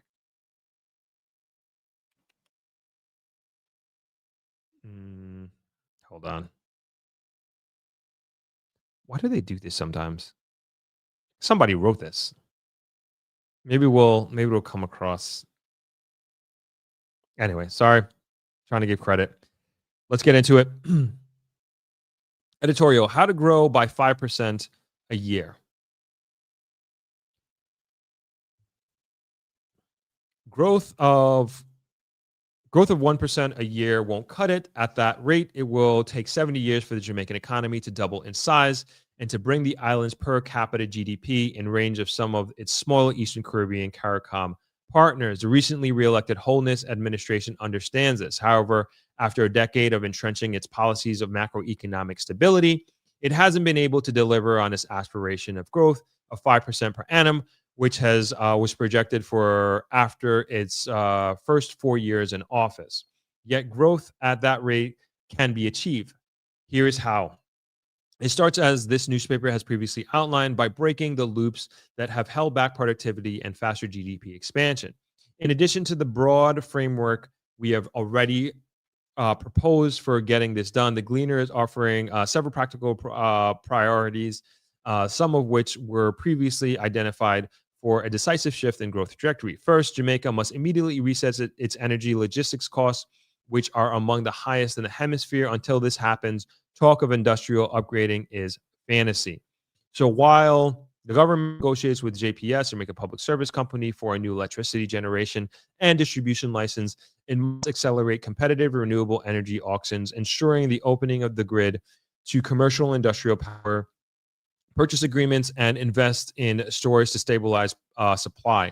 On the logistics front, we need a 24-month port time and cost blitz that includes paperless gate, joint inspections, and reliable cold chain facilities around major ports in Kingston and Montego Bay.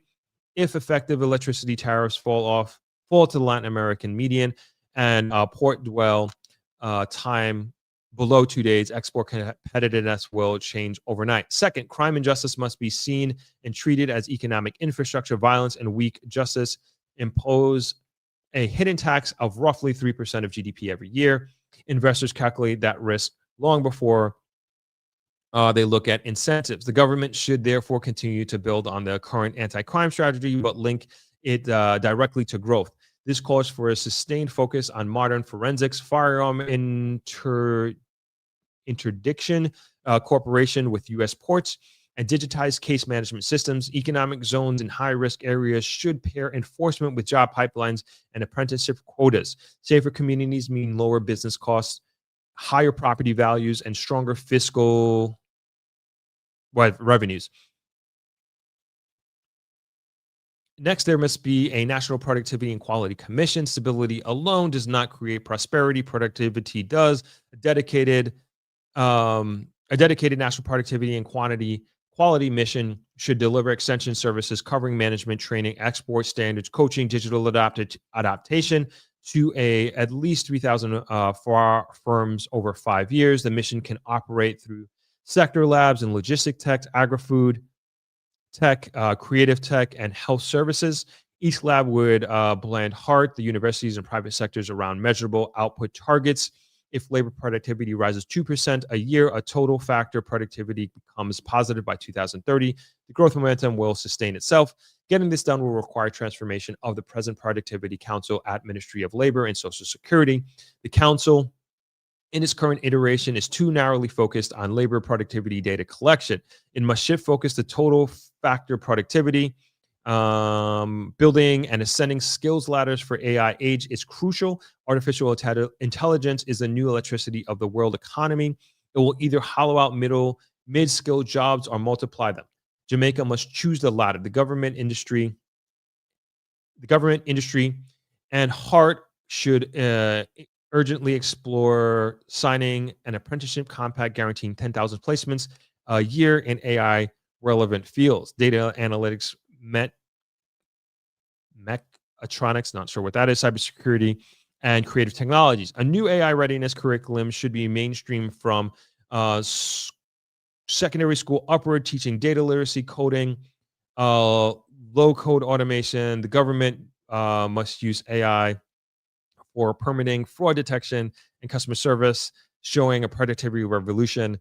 Also, I'm going to go back. There's tons of issues that I have with a lot of this. We're going to go back. The fifth recommendation priority is financing for productivity and resilience. Jamaica's domestic savings are strong. What's weak is the pipeline from savings to productive investment. A suite of blended finance windows using the Development Bank of Jamaica (DBJ) pension funds and insurers can fund acquisition of export-related equipment, technology upgrades, and climate-resilient infrastructure. Additionally, receivables-based lending and scaled-up export credit with free SMMEs from collateral traps. Transparent diaspora bonds should mobilize patent capital tied to named projects such as logistics hubs or solar farms with quarterly performance reporting. Our sixth area for sustained attention is spatial transformation. That is corridor services, land, and housing growth and development take place in a spatial context. Economic density drives productivity. The expansion of the tourism industry on the island's north coast after major infrastructure development in the 1990s, including the redevelopment of the North Coast Highway, underlines this fact. The major development challenge now is to move this and other corridors to high-value added services and industry. In that regard, a national growth corridor plan must connect Kingston, Maypen, Montego Bay through reliable roads, broadband, water, and climate defense works. Service industrial parks and worker housing along these corridors will cut commuting time and attract investors faster. Land titling and digital cadastre, don't know what word that is, will unlock capital trapped in informal holdings. When firms and workers share serviced spaces, Jamaica's urban productivity gap will close. Finally, the Cleaner recommends strong attention to development and governance and macro resilience spine by enacting Growth and Resilience Act to hardwire fiscal discipline, create rules-based disaster fund, and enforce digital time-bound approvals. A delivery unit located probably in the office of the Prime Minister should track every priority through public dashboards and quarterly productivity statements to Parliament. Governance quality is a silent determinant of growth. Without credibility, even sound policy fails. These 7 missions are not 7 silos. They should be seen as interlocking gears in one flywheel. Lower costs and faster approvals bring investment. Investment creates jobs. Jobs raise productivity. Productivity drives exports, and exports fuel growth and reduces debt and builds trust. The government must move on all fronts simultaneously with clear 5-year targets. Gross capital investment above 25% of GDP. Total factor productivity growth above 1% a year. Homicide rates down 40%, electricity costs down by 30%, and permitting time halved. If Jamaica sustains these metrics, 5% annual growth is not a dream. It's a logical outcome of scroll way too fast. Outcome of system reform. I mean, I almost want to say, yeah, right, to all of this. You know what? I will say, like, let's start from the beginning. So 5% growth. I would say we've been growing 1% per year, about average. I think for the last, I want to say better part of the last 10 years, right? Yeah, so I was just about to say this, took the words out my mouth, Father Powell. This editorial written by a publication that pushed for the return of the opposition, that put Jamaica in the position in the first place, especially with the license issued to the Jamaica Public Service. So we obviously have to look at this from that lens. Maybe I should have said that in the beginning. That this is a newspaper that is very much for the opposition. Like, let's not kid ourselves. It is what it is. We saw it in the election, but that doesn't mean, in my mind, that we can't take good ideas from this. But without question, that is the lens in which I'm reading this article, and I believe that we all should be reading this article from. But again, we can make sense. I was going to say sense out of nonsense. Not that this is nonsense, but there can be good things taken from this. Right. So Jamaica, by design, I think, and purposefully, in the last 10 years, we've been in this era for the last 10 years of austerity, right? And this has been this phase of very strong fiscal conservatism, and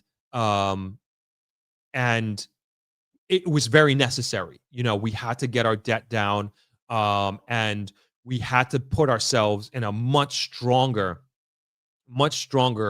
financial position than we were in before. And that is from the perspective of our reserves. That's from the perspective of our debt to GDP ratio. And also, even as I'm just seeing Alfonso talking about our credit rating, we've moved up substantially from a global perspective in terms of how risky we are viewed by the global markets, and we are double B. Double B, is that right, Alfonso? We're double B, and so we are just a few short steps away from becoming an investment grade country. And we've talked about this before. We've talked about the inflation being, I think, if I'm not, I hate to take this out of context, but like one of the lowest ever, if not the lowest ever, whatever it is. Financially, it's very hard to argue against that Jamaica is doing exceptionally well, especially given the cards that we have been dealt. Very, very hard to argue against that. And so what I'd like to believe, like this article is saying, is that there is great potential, great potential, and especially with the trajectory that we're on, that Jamaica could find itself on a path of growing by 5% per year. Doing all this, I'm like, great. I mean, let's even go back, right? So they started off with the energy situation, which is absolutely true. It's one of these things that we'd love to get under control, right? And we need to get under control. But it's not. I'm not going to kid myself. I'm not going to kid myself to think that this is going to happen overnight. Absolutely not.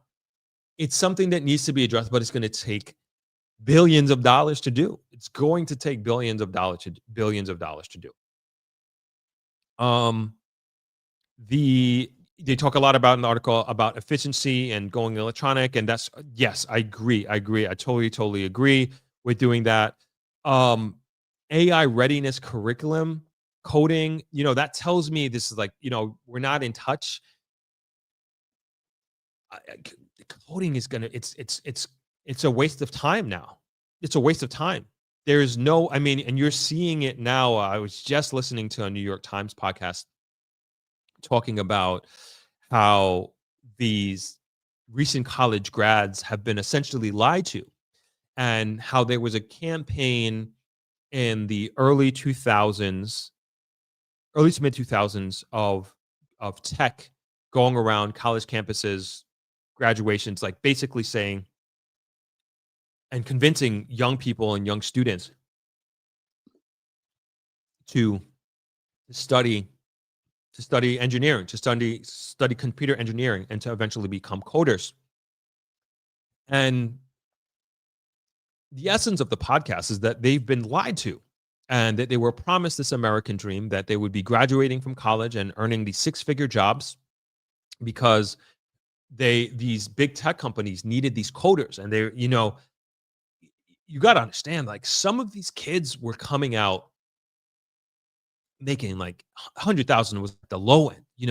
Some of these coders coming out making $300,000. These are like traditional, like, finance bro numbers, like after years of working in finance and getting $500,000. Like, that was normal. Like, if you're working for like Google and you're out there in Silicon Valley, to make 300,000, 500,000, senior developer, like, you're making $1 million a year. That's how much these skills and this education was valued. Not anymore. Now these kids are struggling to find jobs, and it's going to continue in that trend because we're going to live in a world where you don't need to know how to code, and that's where like this article doesn't like, whoever wrote this, like, doesn't understand that. It's like, we're going to waste our kids' time. And then to like get the curriculum up to date to do it, like, no, like, to me, it's like, it's hard to say. I should say it's hard to say where the world is going to go, right? But I think it's clear that coding is not going to be a skill that is going to be necessary in 5 to 10 years from now, because you can just put it in ChatGPT, Claude, Gemini, whatever you want to do, and it'll do it for you. And if you speak, I think one of the things, like, if you have friends that are coders, like I know this from my brother and my brother's friend, is they talk about using how they're using ChatGPT as people who can code. And it's like it does the job for them in like a big way. But it's I'm not saying being a coder is completely dead right now in 2025. I don't, that's not true, but it's trending in the direction where it's going to be less and less of a job and skill that will be necessary, right? And I had a friend, he was working for one of the biggest tech companies in the world, not going to say the name of it. And he was training, he's basically, this was like got to be 2, 3 years ago. And he was basically training his international team on AI to basically, they were building products that were going to get rid of them. And so at the end of his job working there, I forget, they fired a large percentage of their international team. And then he was also, now he was head of his team, and he was also, his team felt that the next product that they were working on, that they were building this product to get rid of their jobs. And he's been in the tech industry since we graduated from college. So he is up there as far as like a team leader. But he already says, he's like, yeah, we're going to be out of jobs in a few years. And he's already positioning himself to be able to retire in his 50s, because he knows that his job is not going to be existing in the next 10 years. I'm 41, however, in my 50s. Wow. Yeah, he's gonna he knows that his job isn't going to be around in 10 years from now.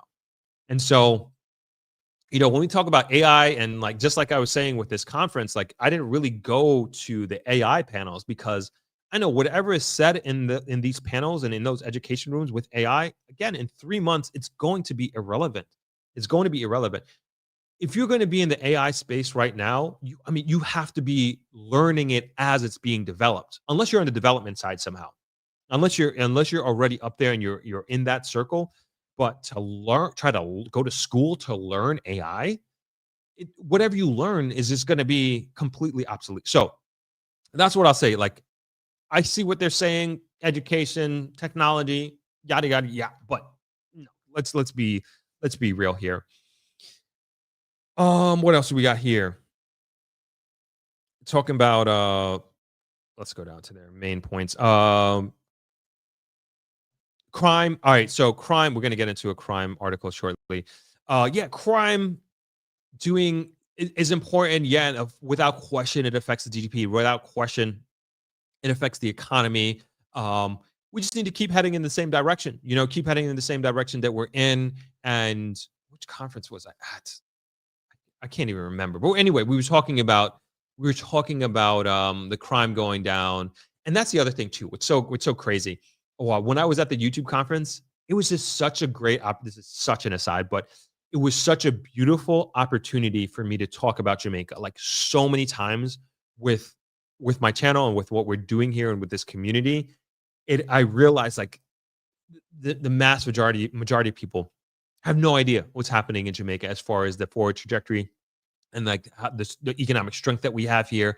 So it was like it again made me feel like I was this ambassador for Jamaica that can speak from a position of authority and educating all these like huge YouTubers, like with millions of subscribers. We're sitting down having dinner, and I was able to talk about Jamaica, which would like made me super super proud. And I was like, damn, we were really coming across and like coming along. And people were even asking me, like, how safe is it? And that sort of thing. I say, murders are down 40% year over year. We're doing this, we're doing that. Investors are coming, boom, boom, boom.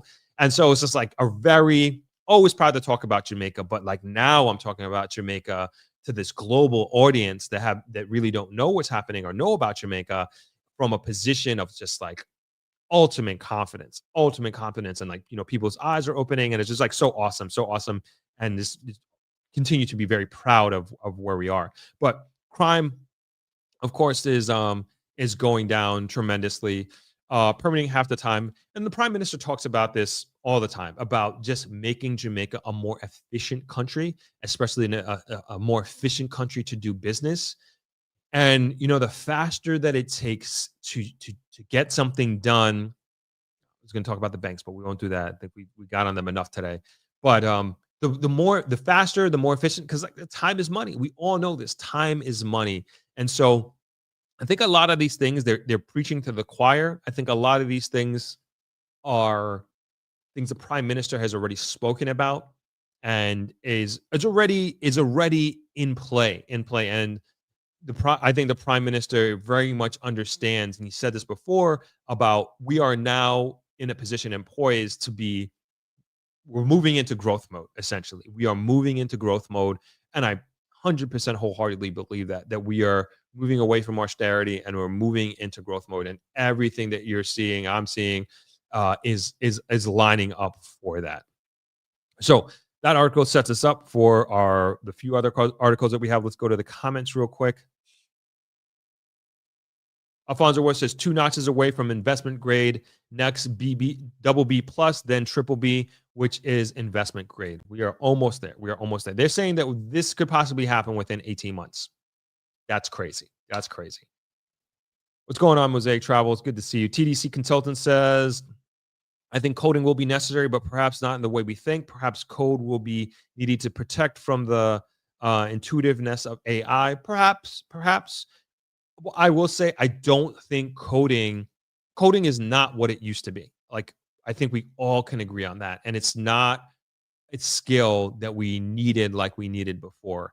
And I'm saying this because there are so many coders and engineers that have lost their jobs in the last year, and by these tech companies, and it's continued to move in that direction.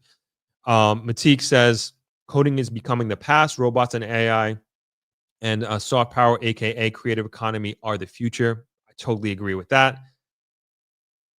Father Pau says JPS made 13.9 million US in 1 quarter. That is a lot of Jamaican dollars. That is a lot of Jamaican dollars.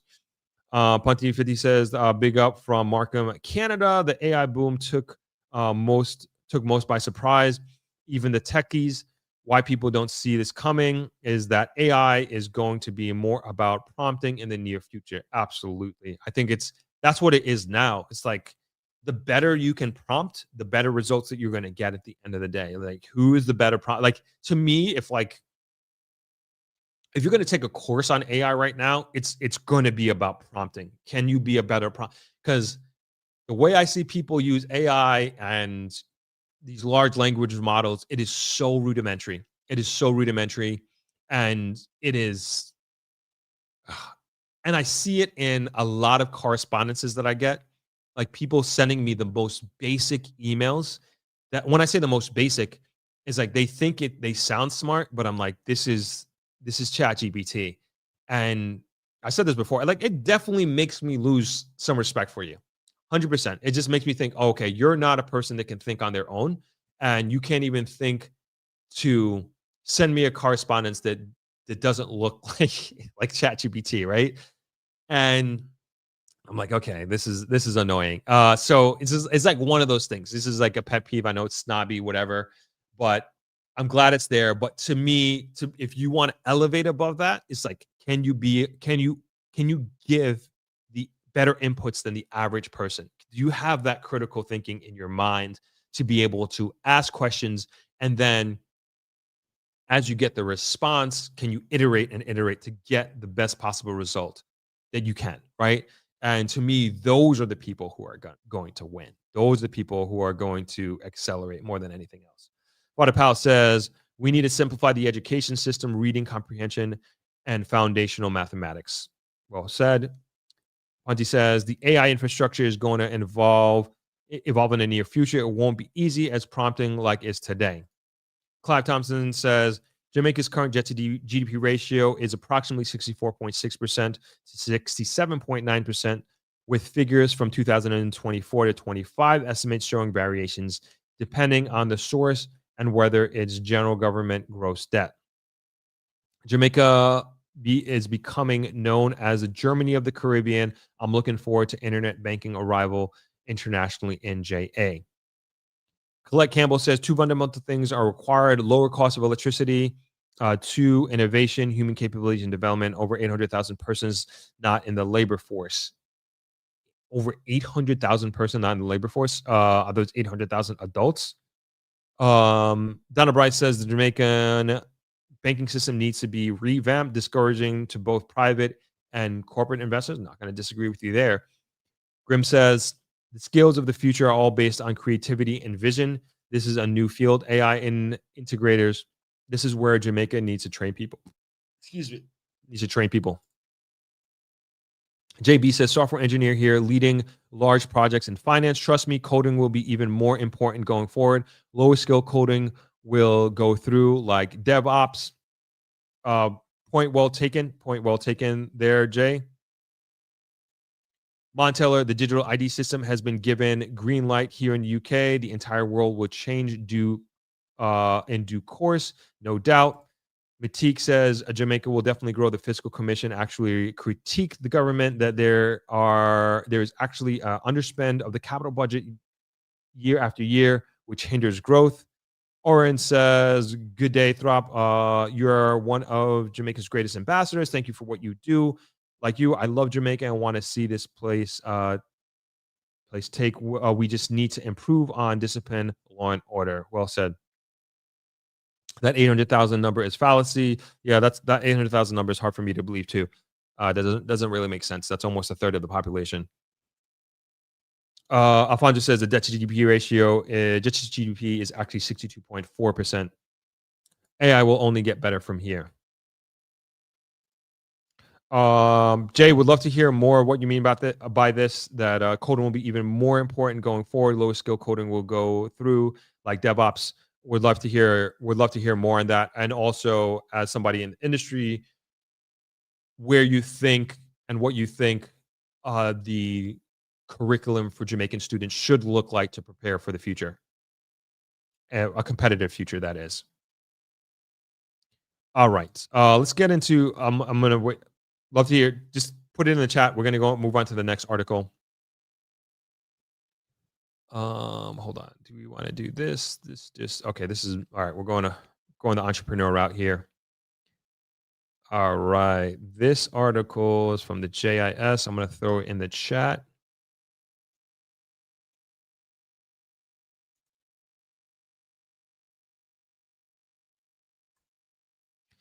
And this article is local entrepreneurs urged to invest in the country by OK Henry. This came out October 11th, 2025. And this picture that you see here is Prime Minister Dr. Andrew Holness, right, breaks ground at the construction of the 68,000 square foot, 3-story Boot 2 commercial complex in Drax Hall, St. Anne on Friday, October 10th. He's joined from the left Chief Executive Officer of Boot, Alexia Booth, architect of Boot 2, Leighton Hamilton, owner and operator of Boot Service Station, Wayne Booth, Minister of Water, Environment and Climate Change, the Honorable Matthew Samuda, and Managing Director of Henan Fifth Construction Group, Riulin Jai. And that's everybody right there. Do they have another picture? Hold on. And that's the second picture. All right, cool.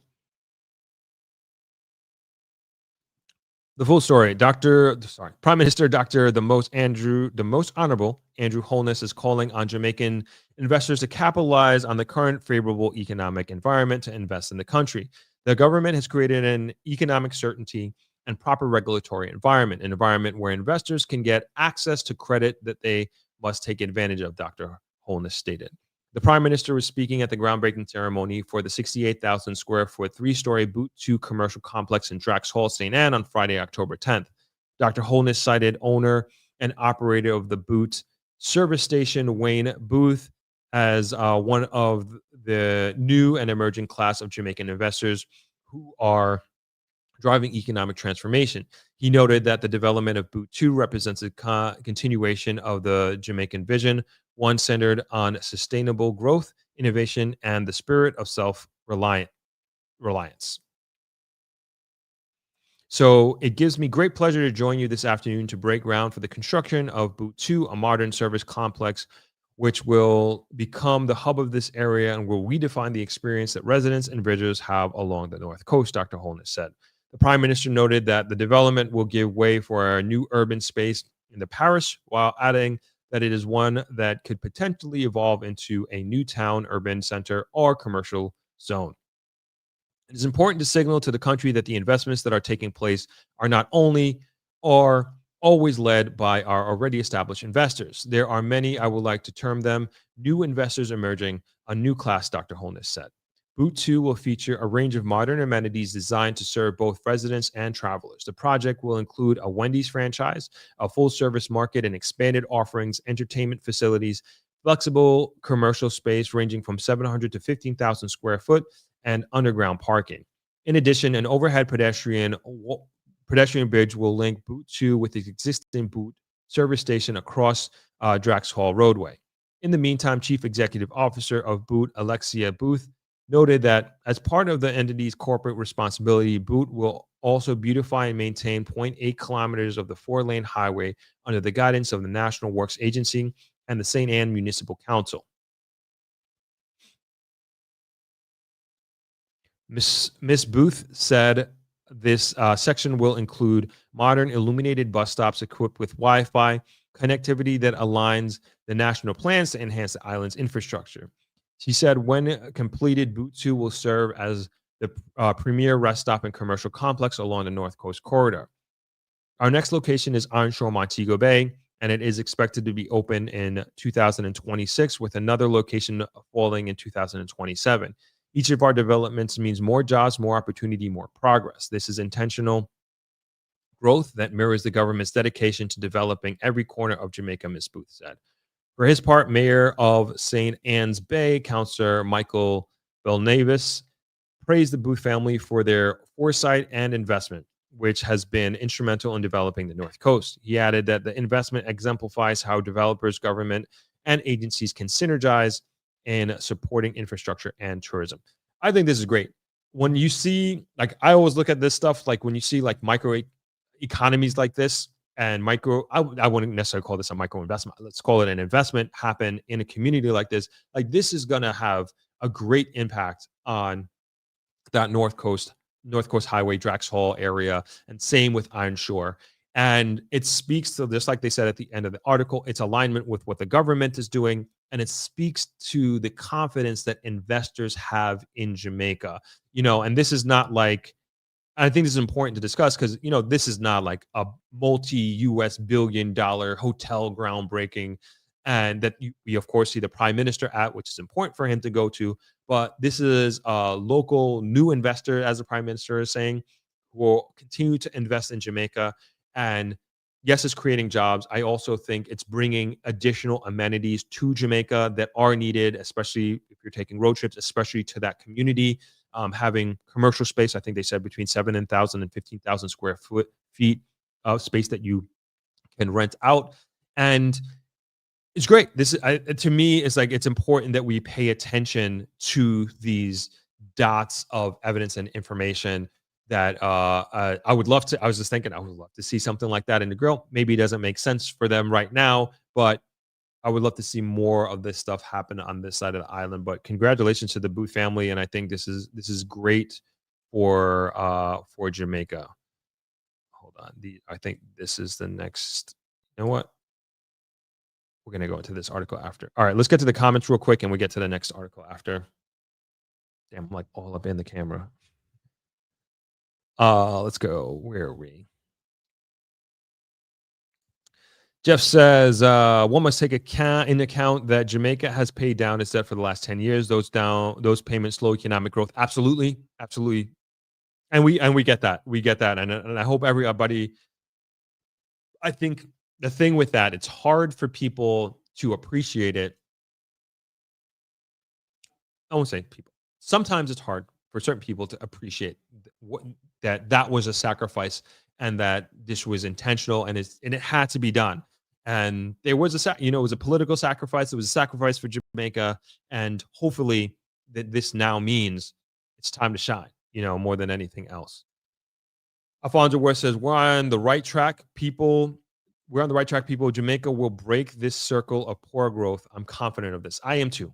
And I hope people realize that this is like, we've been doing this for so long. We're seeing the numbers come down that we need to see come down. We're seeing the numbers that we need to see go up. And we're seeing groundbreakings. We're seeing investments and the microeconomy here. We're seeing investor confidence as well. And I truly believe we are on the right track. James Apple says the school system was built to make workers and not thinkers, designed by people who weren't smarter than you.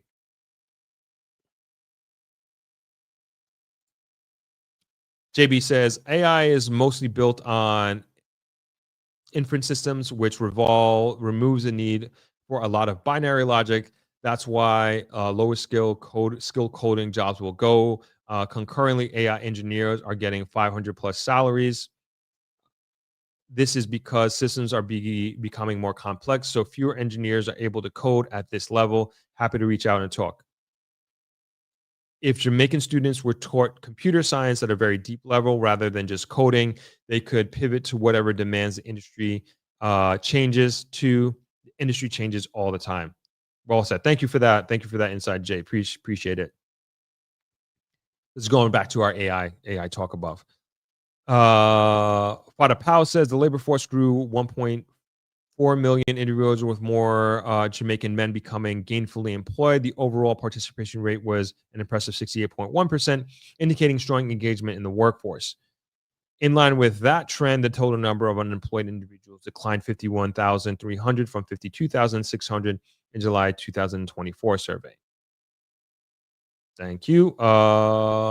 Jeff says, as a Canadian, I have many Jamaican friends who came to Canada thinking the roads are made of gold. Many, once they get to Canada citizenship, return to Jamaica for better opportunities.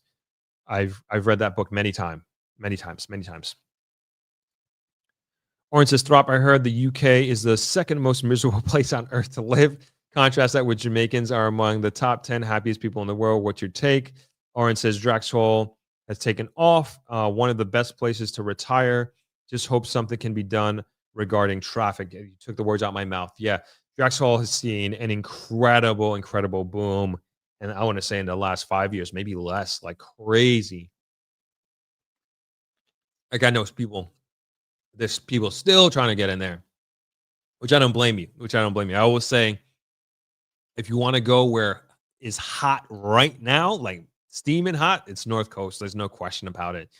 It's real estate wise, no question about it.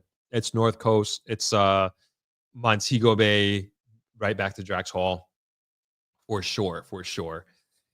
And I'll say, like, Montego Bay is going to be. I don't think people realize how crazy Montego Bay is going to be in like 2028, 2029. Like, I think it's going to be completely transformed. And I just think about like all those hotels that are being built and will be completed. Pinnacle will be completed. People will be living there. One Reading will be completed. People will be living there. Maybe the new price. I don't know when that new Price Mart. I don't know if everybody's heard they're building a new Price Mart in Iron Shore. There's going to be like a brand new. If you drive there now, you just see like all this construction, and I heard that's where the Price Mart's. Not I heard the one of the owners told me that that's what they're putting there. I heard this last year. He told me last year, I should say. And yeah, Montego Bay is going to be transformed. We're going to have casino gambling, starting with Princess right here in Hanover, and there will be 2 more licenses. I heard there was 2. I understand there's 2 more licenses granted for the North Coast. And yeah, it's going to be so different. Like Montego Bay is going to be so remarkably different than what it is right now. The highway will be completed. The bypass, so you won't, like, if you're coming from the airport, you will not have to go through downtown Montego Bay or Freeport. You'll be coming out at Bogue. Going to be so different in less than 5 years from now, in like a major way. And I think there's just going to be different types of people coming to Jamaica to visit. I think it's going to be different different demographic. I think it's going to be a different type of people that are going to be living in Montego Bay as well. It's just crazy to think. And like all of this this is not like talk. This is not wishful thinking. It's like all stuff that are happening now. All of this construction is in progress. God knows what else is in the pipeline in respect to other projects that I have no idea about. I just mentioned some of the major ones. And I'm sure there are a lot of like microeconomic projects that just like the one that we just talked about that are happening in around Montego Bay. It's just fascinating, fascinating, fascinating time and era to be alive and to especially be covering this stuff. Water Palace says, "Drop, drink more coconut water." You're right. I need to. I need to start drinking coconut water like every day. Terrible. Gotta stop this Gatorade. CK, what's going on, man? What's up, Throp? Really glad I discovered your channel. Covers all my interest and very inspiring. Great community. Give me hope to invest and return. Thanks, man. Return to Jay. Of course, of course. You're welcome. Ann Smith says, Throp, I have a suggestion. Can we have a China University students come to Jamaica and start teaching in our Jamaican students starting from the ages of 3? In South Korea, the kids start school at 3. Wait, what do you want them to teach? I think, you know what would really, and I've been thinking about this, you know what would significantly put Jamaica ahead is if in our curriculum that our kids start learning Mandarin. I mean, we're all going to have to learn it at some point. I'm telling you, like the way things are going, I mean, it is, and I'm not saying that China is going to come and take over Jamaica. Like that's not what I'm saying. I'm just saying that China is going to be, it's slated. Everybody talk about China's going to be the world superpower. And even my friend who's in tech, he's like, yo, if I could go back, I would go learn Mandarin. And I think so too. I think, and I know, and maybe you've all seen this, like a lot of people in the real estate space in America in particular have been going to China to get a lot of their raw materials for their homes and for their developments that they're doing. You're seeing it start to happen here. And to me, it's just like it makes sense. I wanted to go to China this year for New Year's. I don't know if I can make it happen, honestly. Just got too much going on with Thrive Media, and usually I take a break winter New Year's. I don't think I'm going to be able to take a break this year, but because just so much happening. But if I could get to China in 2026, like I'm gonna bite that bullet. I'm gonna go. It's just like everything I've been saying is like, man, China is the future. We've been hearing this for like 20 years, at least I have. But like now to start seeing it on YouTube and seeing people go there, and you just like they just look so far ahead of the game, and it's just crazy. It's just crazy. Like I always think back to Ray Dalio. I've read a few of his books. His first one, at least the first one I read, was called Principles. And he talks about, he's the one who started Bridgewater Capital. And in his book, he talks about how he was in a meeting in America with these Chinese executives. And this was like the 70s or the 80s. And he was sitting there, and the Chinese executive was just, at this time, he was so impressed with the calculator, with the basic Texas Instrument calculator. And the Chinese executive was blown away. And now you fast forward to where we are. At the time of the book, I think I read it in like maybe like 2019 or something like that, whenever it was. And he's saying in the book, now they have become this world leader and seemingly going to become the world superpower. And it just speaks to just how quickly things can turn around. And we spoke on this channel a few weeks ago about the Chinese car revolution that is happening here in Jamaica, and the car wars, Chinese car wars that are taking place here in Jamaica. And the innovation is mind-boggling, and they've completely disrupted the automobile industry.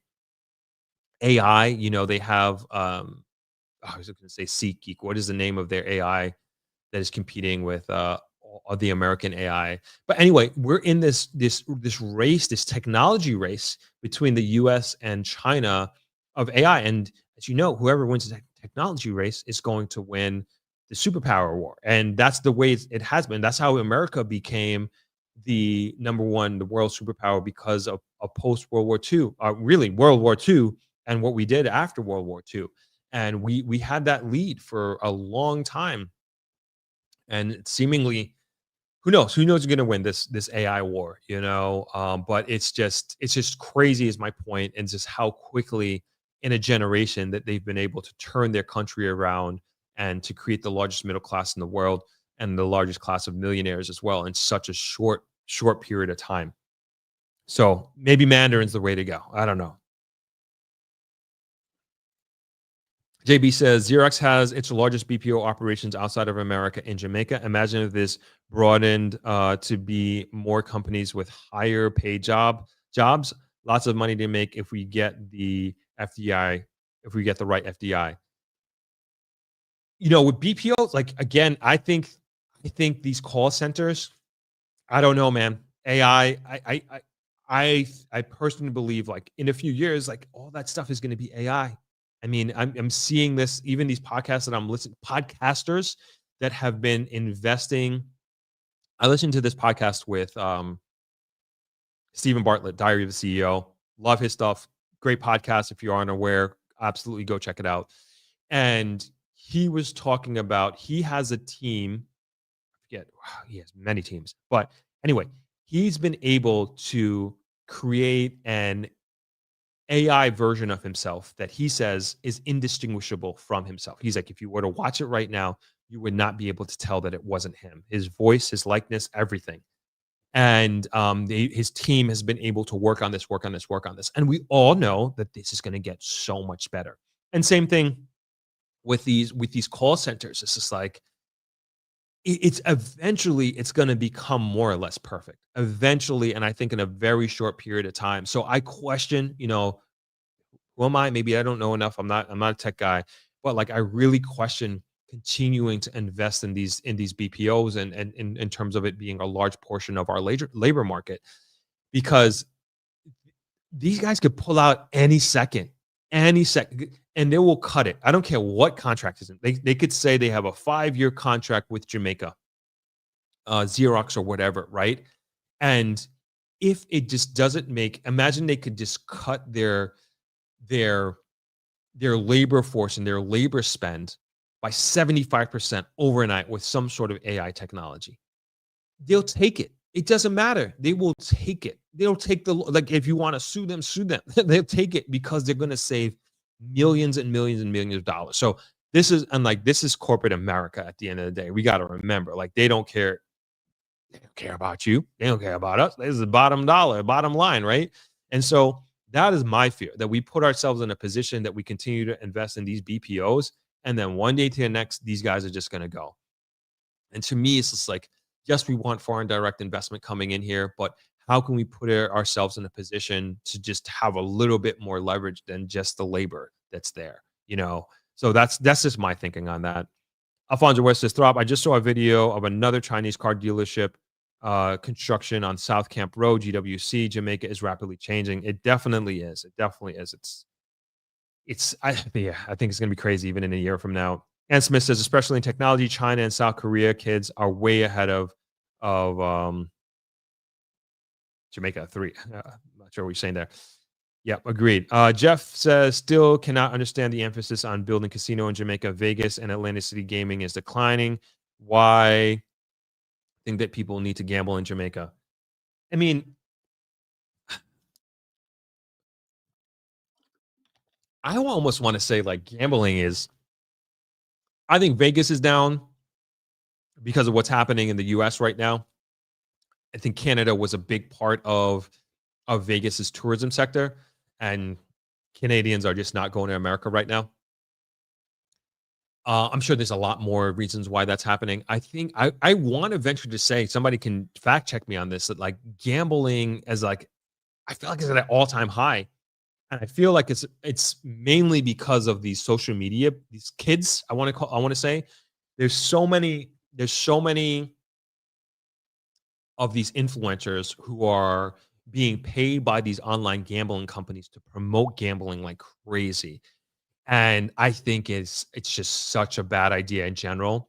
On the positive side of things, I see casinos as a great tax revenue stream, and I think it's something that the region never had. I would say, to your point, Jeff, I'd be interested to know if like Bahamas gambling is down. I think that's more of a relative statistic to go off of, uh, to kind of play devil's advocate here. And it's like, hey, is the Bahamian gambling down? Is the gambling in Macau down? To me, it's just like let's take a look at that, and see. And I would like to understand like how they are doing. I just don't think Vegas and Atlantic City. I mean, Atlantic City. I'm from New York. Maybe it's an anti-Jersey thing, but I don't think those are necessarily good comparisons. And I think it remains to be seen. I think Jamaica's gonna. I feel like Jamaica's gonna do it differently. I feel like it's gonna be different here, and I'm interested to see. As I've always said, my main concern is what is this effect gonna have on the local population, and there will, without question, mark my words, there is going to be a small percentage of the population that will become degenerate gamblers, and that this is going to be a problem. We're gonna create addicts. I'm sure we have gambling addicts here already, 100%. We're just gonna only further their addiction with these casinos. And everybody knows this. Like this is no secret. Like there is gonna be a certain percentage that are gonna abuse this, and they're gonna lose their house. They're gonna become financially distraught, and the world's gonna move on. But that is seemingly a deal, an okay deal that the government is willing to make for this X amount of percentage that will fall into that category. And Smith says, I totally agree. Start them at age 3. That Mandarin is real, bro. Our kids start at school at 3 in Jamaica too. What's going on, Jay Fitz? Hi, Throp and family joining late, but I made it. Good to have you. TDC consultant says, I agree. Language is important. A second one at least. Yeah, I wish I knew a second language. What's going on, cuz? Good to see you. Alfonso West says, China is not the future. China is here now. Fair enough. Fair enough. Matik says, apart from English, which we already speak, Mandarin, Spanish, or Arabic, every Jamaican should learn one of those as an extra language in school. Agreed. It just makes sense. Ponti says, the Africans are ahead of the game. It's so beautiful to see African men and women speaking Chinese so beautifully, effortlessly, and fluently, knowing how difficult Chinese is. Call centers will become a thing of the past eventually. I agree. Bunty says, seeing African people speaking it fluently on YouTube makes me feel like Chinese is not as difficult as we thought. This perception is powerful. Agree with you on the BPO, but I wonder what the alternative is. Is Jamaica really ready for an influx of high-skilled jobs like Singapore got in the 1990s? China started like this, then built slowly. I mean, such a good point. Is Jamaica ready for an influx of high-skilled jobs? I mean, like a big part of me, I would love to see it, where I would love to see that when I say influx, when I'm interpreting your influx, your use of the word influx is like those high skill jobs coming from the outside in. And I would love for a lot of those jobs and the people who go into those jobs are homegrown here. But it's just like we're just not pumping them out. When I say pumping them out, like when we're not pumping out these high skilled individuals coming out of our colleges and our institutions like at scale, right? And I always thought it'd be great if we had some of these tech companies here, but we just don't have that skill set here. We're not like the Silicon Valley of the Caribbean or anything like that. I don't know who would be considered the Silicon Valley of the Caribbean, but I don't think it's Jamaica. As far as I know, I don't think it's Jamaica. But I would love for us to be in a position where we are churning out these high skilled, high educated young people coming out of university, that we're feeding into the job market, that are getting these high paying jobs, high powerful jobs, and that they're having this like disproportionate contribution to society and to tech. And when I say society, I mean Jamaican society. Alfonso says, I give it another 5 years for Chinese cars to litter the streets of Jamaica. Yeah, it's going to happen so quick. It's just a matter of time. Like there is, in my mind, like I said this before when we were talking about the Chinese cars, Chinese wars, quote unquote, it's like it doesn't make going in these vehicles and sitting in them and watching these videos, like it just makes no sense for you to buy a car double the price to almost get the same and sometimes even the less value and driving experience. You're just getting far more value in these Chinese cars than you are in these traditional automakers. I mean, and there's just like no question. And you sit in them, they feel luxurious, they drive mad smooth, sound system, technology. And you're just like, why would you buy anything else? The only thing that I am unaware of that I would say I would need to look into is safety. Like two cars that I want, the number one car that I think of as far as safety, I think Volvo. I think that's a very, very safe car. And so somebody had brought this up on that stream. Is this like, I don't know, when they do like the crash dummy test and that sort of thing, I don't know what that looks like in these vehicles. I think back to Audi when I was working with ATL Automotive, and I was interviewing the Audi representative, and he said that there had, knock on wood, that there hasn't been a fatal Audi accident in Jamaica. So basically, every car accident that has happened in Jamaica with an Audi, everybody has been able to quote unquote walk away and they've with their life at least. And so that's probably the one part that I haven't, and I know they do like these tests and everything like that. So that's one thing I would like to look into myself. But again, from an apples to apples perspective and getting in these vehicles, driving in them and experiencing them is like, I'm not getting anything else. Like, there's no point. Like, why? Like, there's no point. There's no point.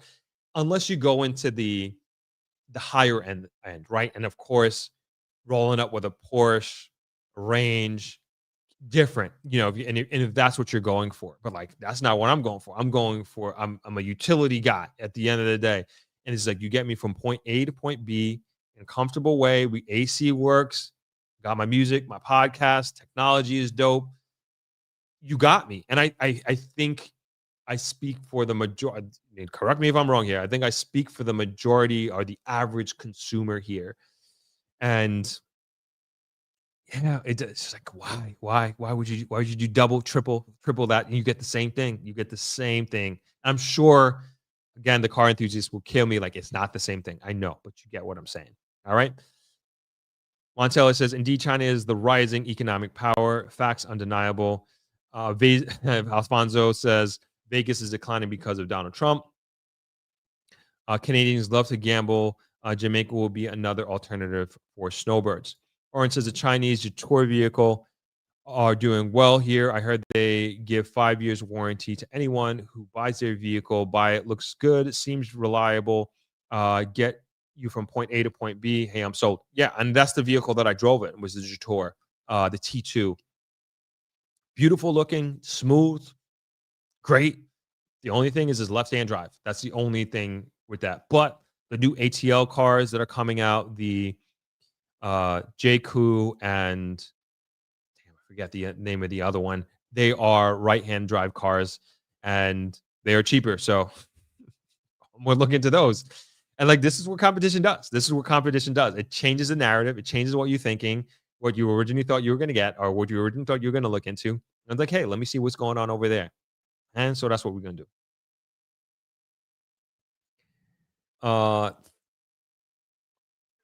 Let's call you Africa. Love this show. Been watching for some time. Kudos. Thank you. CK says, yes, the get rich quick crowd will be affected vastly by casinos.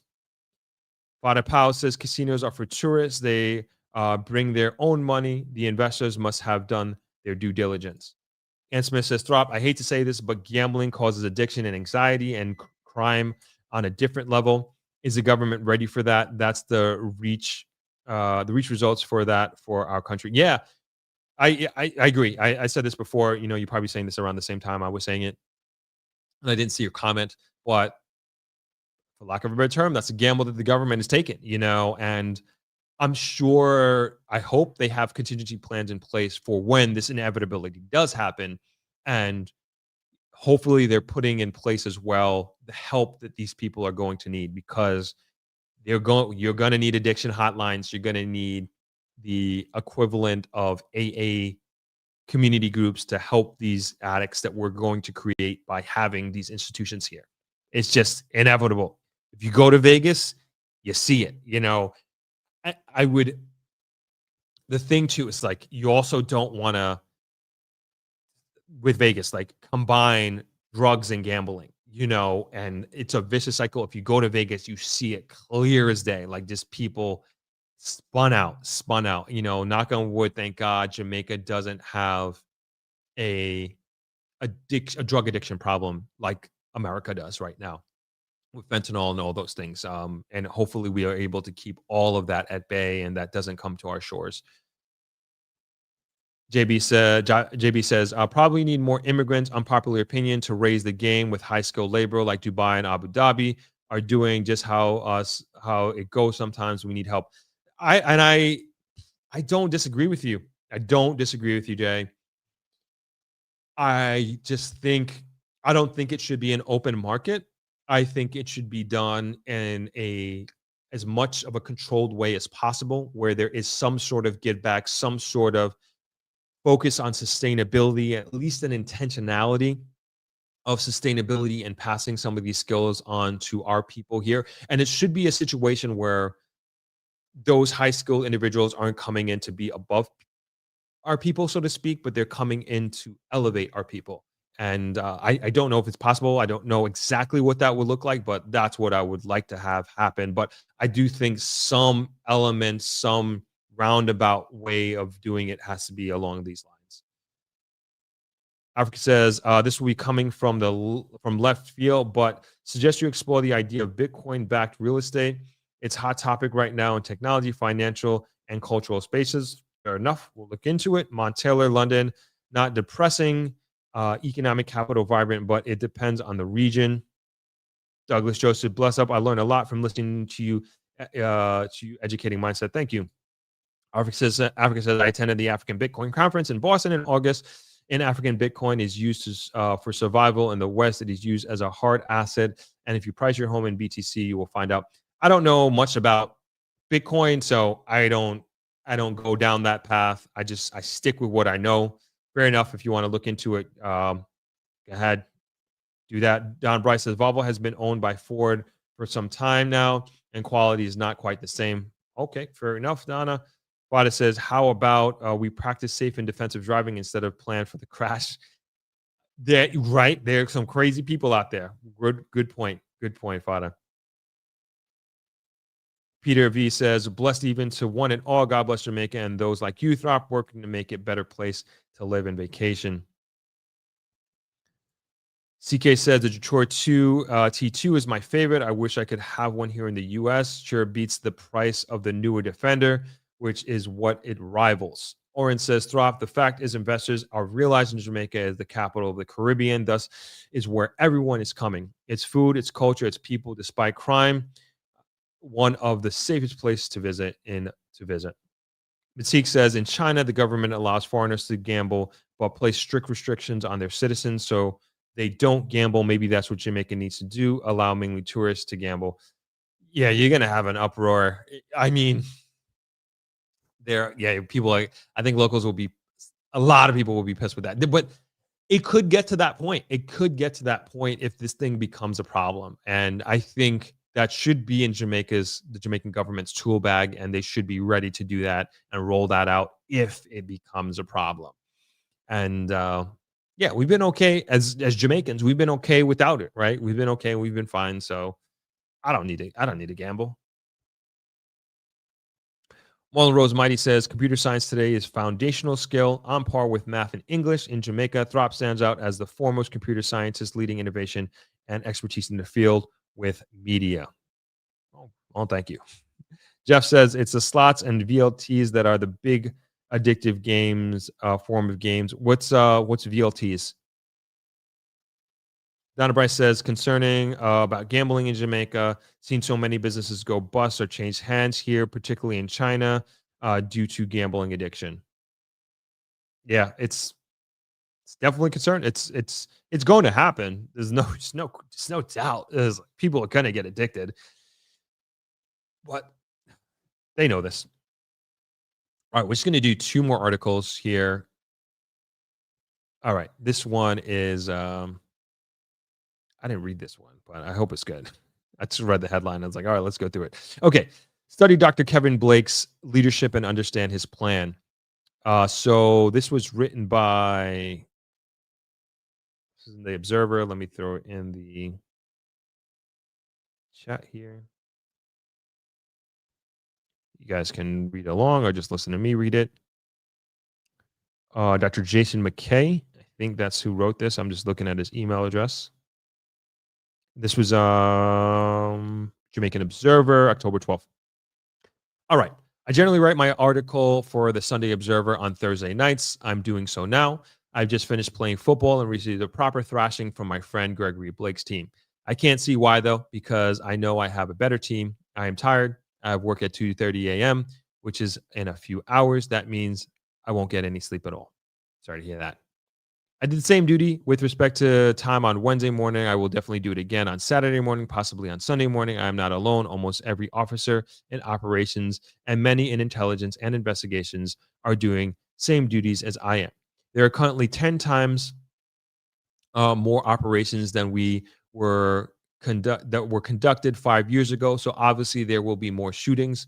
It's just logic. More operations, more contact, more shootings. It's obvious. Unless you work in an independent commission of investigations, INDECOM. As I said before, I'm tired. Oops, lost my place here. As I said before, I'm tired. However, I don't feel it is a burden. Rather, I feel motivated because I am following a plan that is yielding results. I believe that my actions and the actions of my colleagues are saving lives. We have brought into a plan by the Commissioner of Police, Dr. Kevin Blake, and the Police High Command, and our activities they directed are imperative to saving the lives of hundreds of people in 2025. There is unprecedented support of not just Dr. Blake, but Deputy Commissioner of Police DCP Warren Clark and DCP Richard Stewart. I've honestly never seen it like this. As a researcher, I believe that this period of our history needs to be studied. I consider myself an expert in crime analysis. I never believed that I could see a reduction like this in my life without an internment act. The current strategy is working at a rate I could never have conceived. It needs to be studied. The Pan-American average homicide rate is within reach. This is an amazing accomplishment.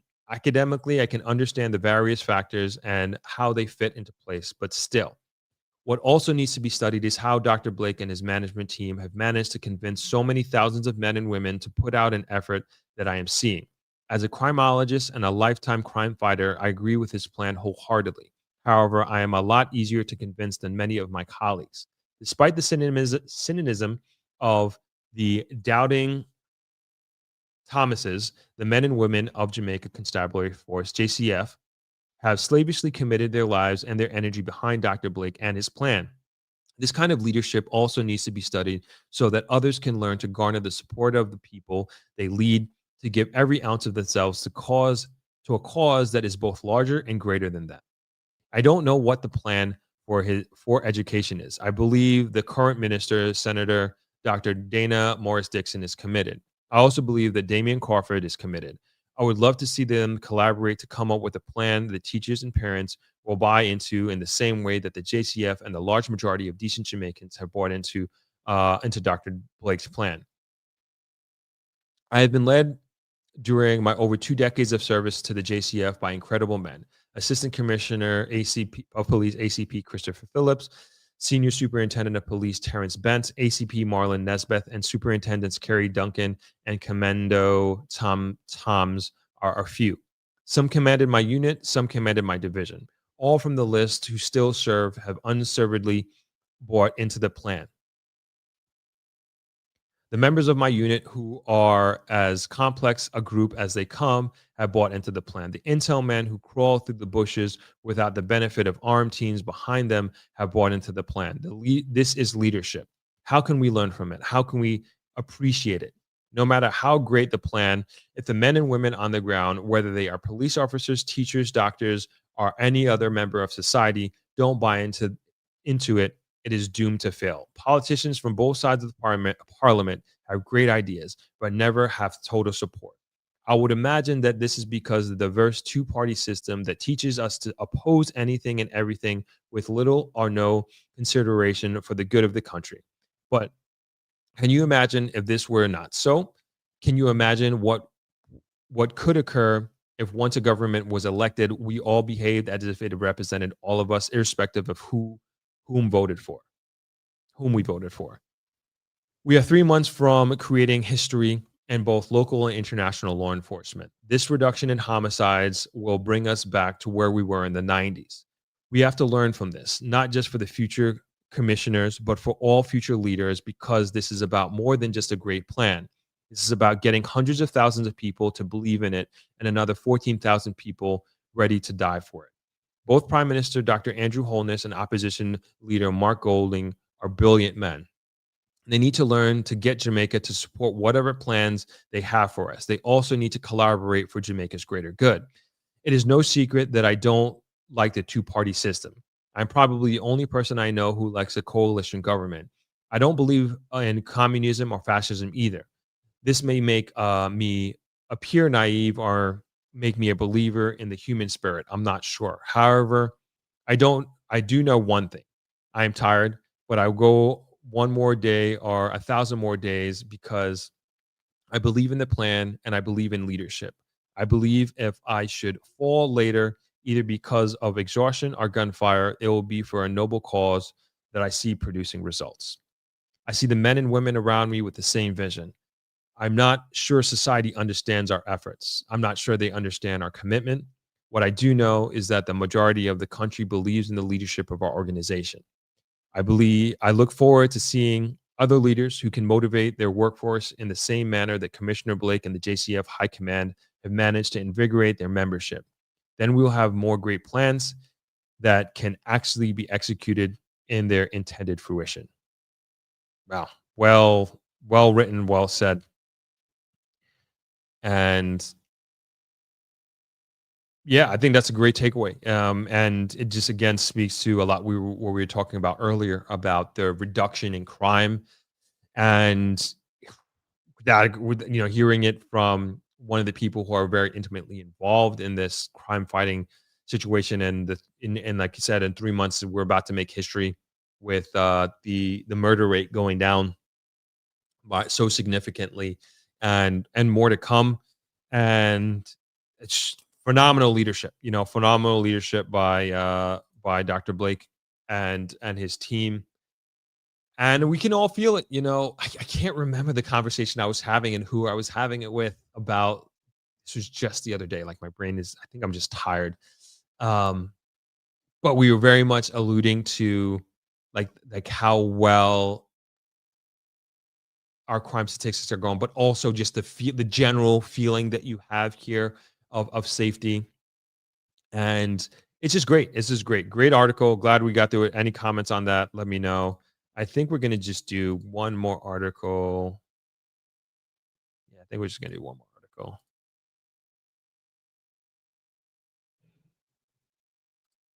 Matik says, Throb, what do you think about Dominica, Barbados, and St. Vincent free movement policy? Do you think Jamaica should join or no? Do you think it would benefit JA, or would it cause more emigration here? I had this article. I was going to bring that up and talk about it. I think, overall, I think it's a great idea, and I think it should be highly considered. I think the more we can strengthen the region, the better. I think, especially from a doing business perspective, I don't know what those economies look like. To be honest, I haven't really looked into them, and in respect to what industries could come over here and what type of businesses may be considered to be opened up here in Jamaica, and vice versa. I have no idea, but I think overall, the stronger the Caribbean can be and the more that we can work together, the better. At the end of the day, point blank period. That's how I feel about it. All right, let's move into the last article. But Well written. That was, I think that was really, really great, talking about Dr. Blake and his leadership and where we're heading.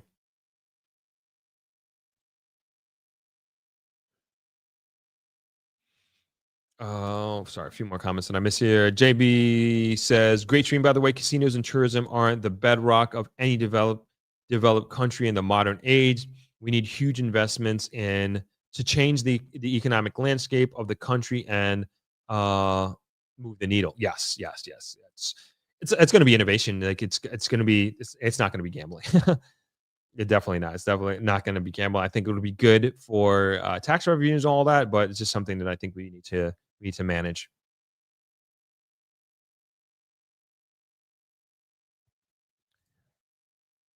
CK says, "I was in J back in August celebrating my wife's birthday and felt safer than the last visit back in 2023." There you go.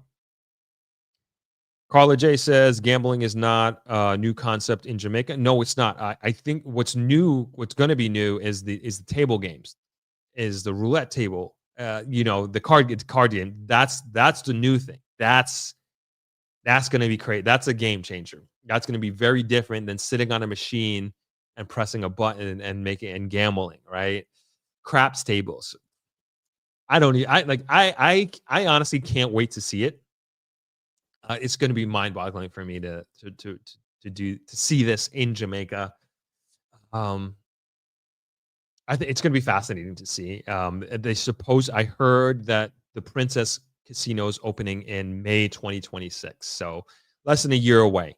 Less than a year away, and I will bring you all along to that opening as closely as I possibly can. I think it's going to be crazy for Jamaica and crazy for this part of the island. Jeff says VLT video lottery terminal, a vast visual animated gaming machine where players have slots, seconds to bet. Cool, cool. God, thank you for that. Fada says value added to what we already produce. Deep pockets like Grace Kennedy need to facilitate value added in what we grow locally. All right, let's get into this last article here. Let me throw it in comment section there. All right, so let's not I'll give a little context here. So, name of this article, "We See Opportunity, Not Threat." This was written by Deshaun Hendricks, business content manager for the Gleaner, excuse me, for the Jamaica Observer, not the Gleaner, Jamaica Observer. And I don't think we'll try to go through this quickly. So I'm not sure if you're aware, but there have been new bus systems rolling out. Actually, the article will probably do a better job explaining this than I can. So right here, you're seeing a picture of the JUTC Rural Express Coach, the state-owned company's introductory fare of $2,000, roughly half the price of its private competitor on routes. Is the key weapon in the new battle for Jamaica's inner city passengers.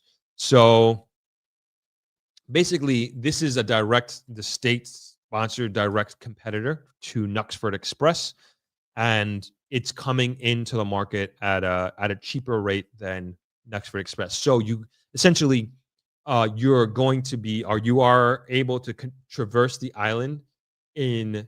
I haven't been on this bus. I have been on Knucksford Express, but it's equivalent to Knucksford Express. From what I've heard, they're pretty nice, and so you can take these buses at a cheaper rate than Knucksford Express to get from one side of the island to another. I just saw one. I came in Friday. I saw it when I came in. They look pretty good from the outside looking in. So let's go through the article. Knucksford Express Services Limited, KEX, is betting its 2-decade reputation for premium coach travel can withstand a state-backed rival offering fares at half the price in some cases. The private operated shares down 8.2% this year reflect investor jitters as Jamaican urban transit company JUTC launched its subsidized rural express service on its key routes, but its chief executive officer, Oliver Townsend, is striking a defiantly optimistic tone. "We see opportunity rather than threat," Townsend said in response to the Jamaican Observer queries. about the likely impact that his company could face and how he is prepared to navigate the newest competition.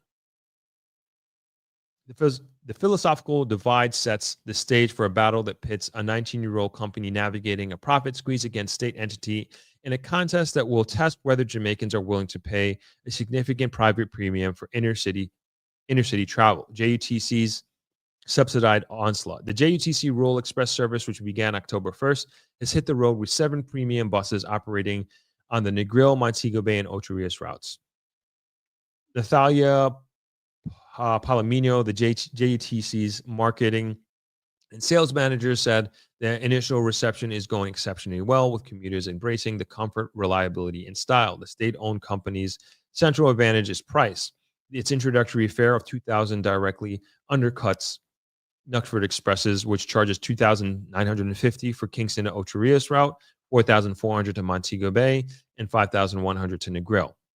Operationally, the service is currently running in the mornings and afternoons, with buses operating at about half capacity. However, Palomino expressed confidence in a pickup in usage, especially with Heroes Weekend coming up, and reveled ambition to expand beyond point-to-point travel into attractions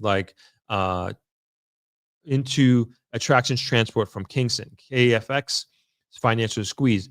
In the face of this well-funded state-backed entry, Knutsford Express's Oliver Townsend is leaning into the company's legacy. His comments come against the backdrop of its recently released annual report, which showed a significant profit squeeze, even as revenue surpassed $2 billion mark for the first time. The company's profit before taxation fell a steep 25.3% to $289.7 million, underscoring the intense market margin pressure, while Townsend attributed this to higher costs of doing business. A closer read of the annual report reveals precise pressure points. The company's total operating expenses surged by over $219 million year over year, dramatically outpacing its $108 million revenue increase. An $85 million rise to staff costs and $193 million fuel bill exposed KEX to expense pressures a state-subsidized entity may not face.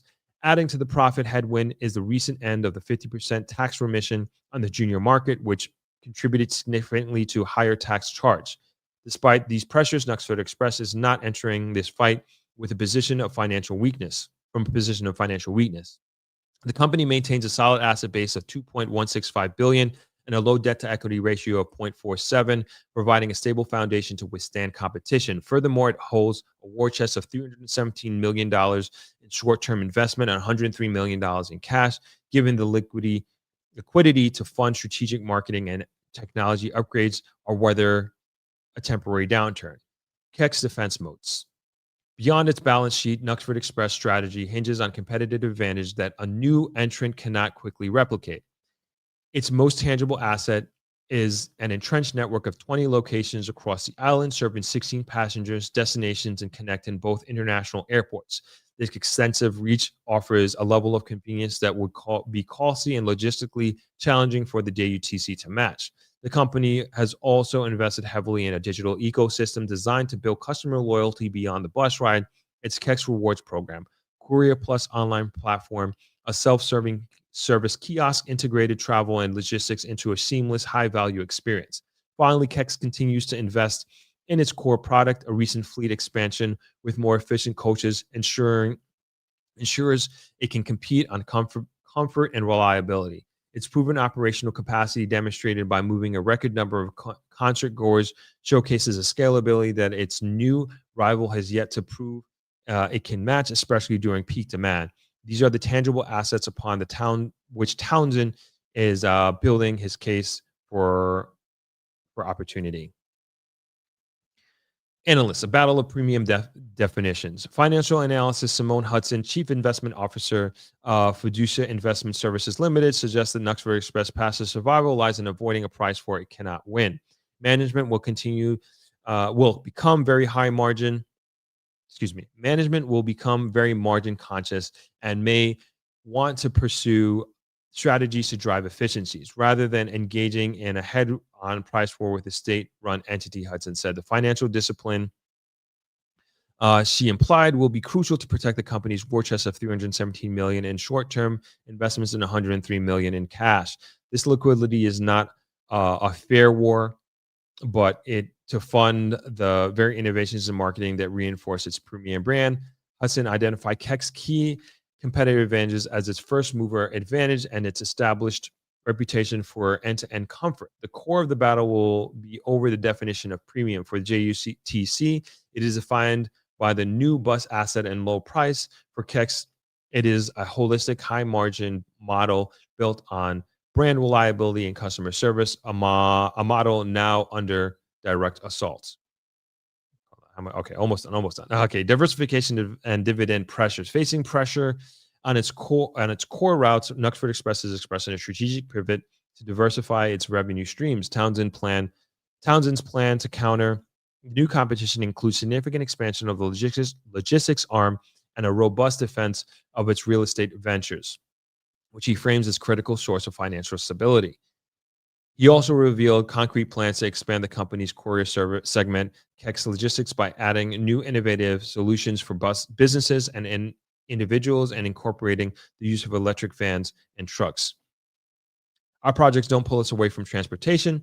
They reinforce it by giving us the ability to keep investing in people, technology, and service excellence. The CEO explained, referencing projects like Draxhall Bus Center and the upcoming Mandeville development, a portfolio of investment opportunity properties now valued at nearly 700 million.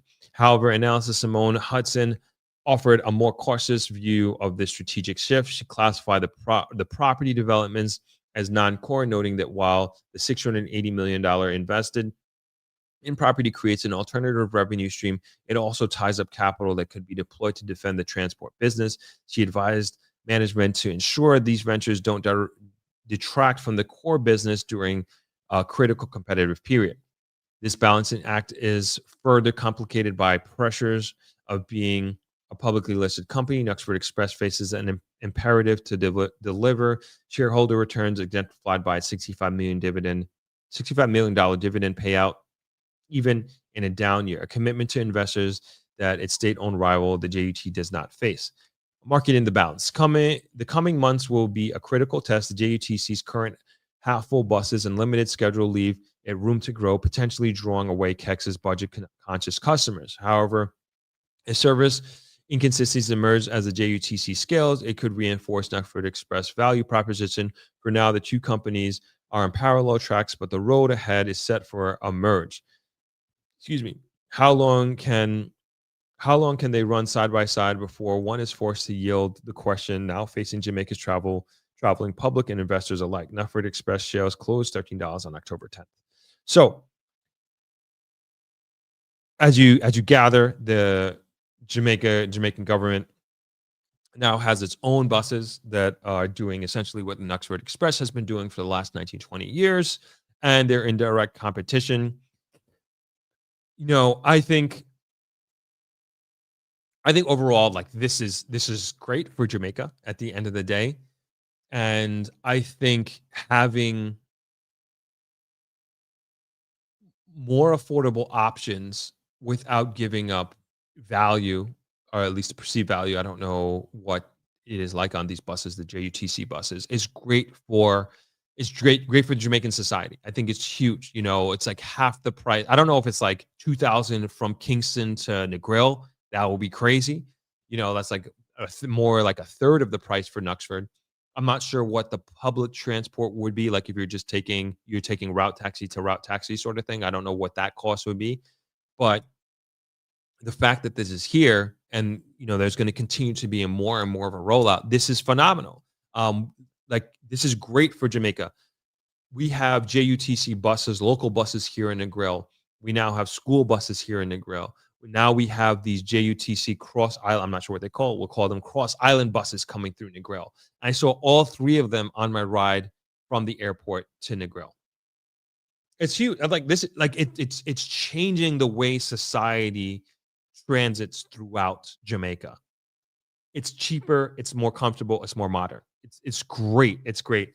And to me, hopefully this turns into less taxi drivers, let's not say taxi drivers, less vehicles on the road at the end of the day. And this is what we need. We have too many cars on here. Eventually, there's going to have to be, and talking with Malayla, the architect that I had on a few weeks ago, eventually we're going to have to be in a situation where we're going to need some sort of trolley or train transportation in Jamaica, or a monorail. I don't know what that's going to, but eventually we're going to need that, the way Jamaica is growing and the pace at which investments are coming into Jamaica. And I wouldn't be surprised if we're going to have some sort of population increase in terms of people moving. Just the way Jamaica is going, it's just becoming I think it's really going to become one of the most sought after places to live in this region, maybe in the world. But I know it sounds like wishful thinking, but a lot of it has to do with growing a stronger economy, but also growing a more educated society. And to me, both of those have to move hand in hand. Let's go to some comments here as we close out. Damn, Shardine took the words out of my mouth. A reduced murder rate with a vibrant economy coupled with a free movement, Jamaica will be a superpower for the Caribbean. I didn't even see that comment, and I said that before that. I read this. Obviously, it's crazy. It's like imagine. All right. Father Powell says Duxford Express is a great service that removes the need to drive through and be driven to see what is actually happening in Jamaica. Tisha says I'll definitely be checking out the JUTC buses compared to Knutsford. Then also try the country buses and do a comparison video. Please, we would all love to see this. I think that's great content. Huge, amazing content. Anybody who does that. Father Powell says this initiative from the government will force Knutsford Express to improve on quality and service. On a quality service. Yes, absolutely. I think so. Father says Knutsford Express needs to improve their terminals, which are subpar as compared to the actual bus service. I don't know that to be true. I know I've only seen, the Drax Hall one, I haven't been inside. It looks pretty modern to me. And then the girl one here is fine. I haven't been to the one in Montego Bay. I've only seen it I haven't been to the one in Montego Bay. I can't speak to anything else. But okay. Father says I just used the service a week ago at Sexers to Kingston to Drax Hall, Roundup, Kingston to Mandeville to Sangster service was great, for facilities need improvement. Fair enough. I don't have much experience with that. Peter V says I've traveled on a Knutsford Express and find them quite reliable, and their drivers are professional. I believe there is enough passengers to facilitate the JUTC operating in the same market. It's gonna come down to quality. I think at the end of the day, I think being in the private sector and being a private not a private company, but being in the private sector, you have more control over the service and of your team members and technology they mentioned in their efficiency. So yeah, we'll see. Donna Bryce says, interesting to see what the JUTC fare will be after the introductory period. I think that will be very telling. Fada says, this is talking about Knutsford still. App worked seamlessly and the offering to change trips is suggested by the staff. This is helpful. Ann Smith says, Throp, I've traveled with Knutsford Express. I will say I totally enjoyed all trips with them, but at this point, they need competition. Knutsford Express customer service is getting bad. Donna Bryce says, I've used Knutsford Express many times and love it. Competition is always good, though. Joe, what's going on? Hi, everyone from Montreal, Canada. Fada says, more affordable options reduces inflation. Competition is good. Ann Smith says, hopefully this will make traveling to different parts of Jamaica less expensive. KJ Martin, they build an out boot at Drax Hall. We just read that article. Yep, please hit the like button. Please listen to Chris. Hit that like button.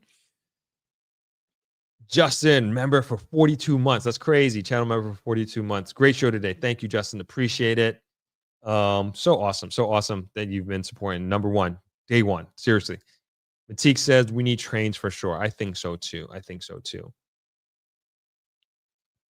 We're gonna take a quick break and I just need to get something to drink real quick. And we'll talk a little bit about ThropX. Hey there, Drop here. I I wanted to interrupt just for a minute to tell you about my family's hotel, Travelers Beach Resort. We are a 60-room Jamaican-owned and operated hotel located on the world-famous 7-mile white sand beach of Negril, Jamaica. My father started this property back in '94, and myself and my brothers Winfield and Wingate took over in 2011 after my father retired. Recently, we've made some upgrades to the property, particularly to our rooms. They've been redesigned and reimagined with comfort and style at the forefront.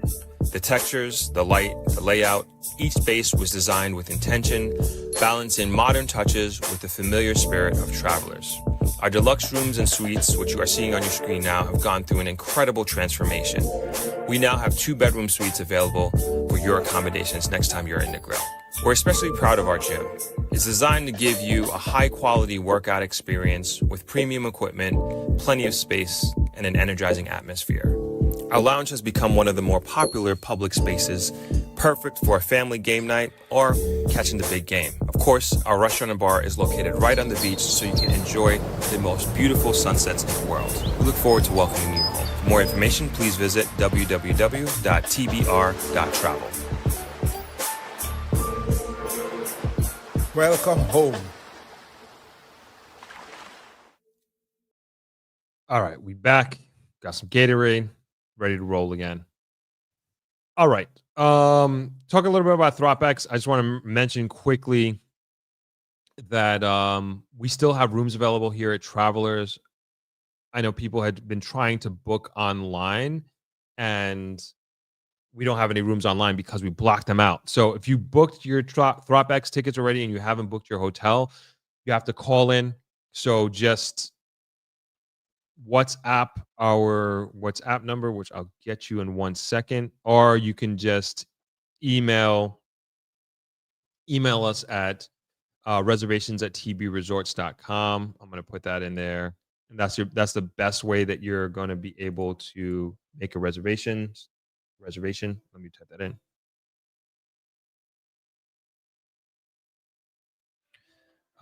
So reservations@tbresorts.com. Throw that in there, and then you can also WhatsApp this number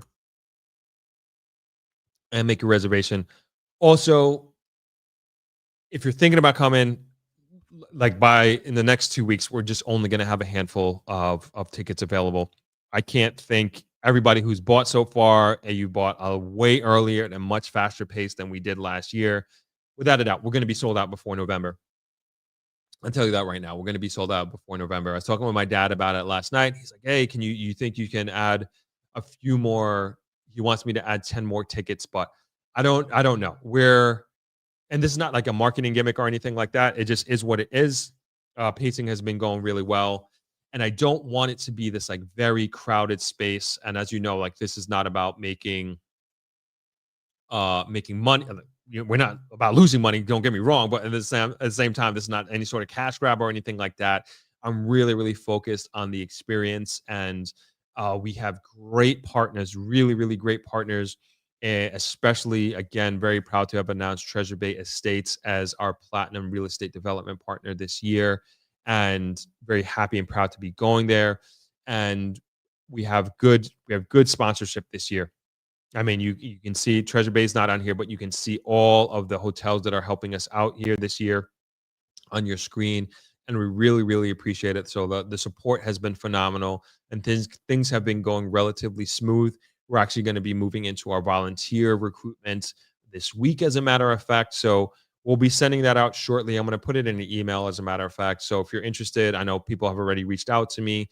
If you're interested in being a volunteer, get ready. We're going to have a form that we're going to ask for you to fill out, and we're going to be focusing on bringing you all on and being part of the Hoover app as well, which I spoke about earlier. So things are, like I said, things are looking really well with our speakers. As you know, our host is none other than Kalila Reynolds this year, which is like super, super awesome. I think very, very aligned. We got 2 great days of real estate tours. And if you just want to come for the real estate tours, that's no problem. You could come for Negril, you could come for Treasure Beach, you could come for both. We'd love to have you. If you want to come just for one day to get certain type of education on one of our panel days, I know our real estate day is really, really, really popular. You're more than welcome to do that. So you don't have to come for the entire week if you can't make it. for all 6 days now. But I always say like that's the real expense to me. That's the real commitment, not the financial commitment that you're making, although that is significant. But to me, it's like the folks who are coming here and spending 6 days.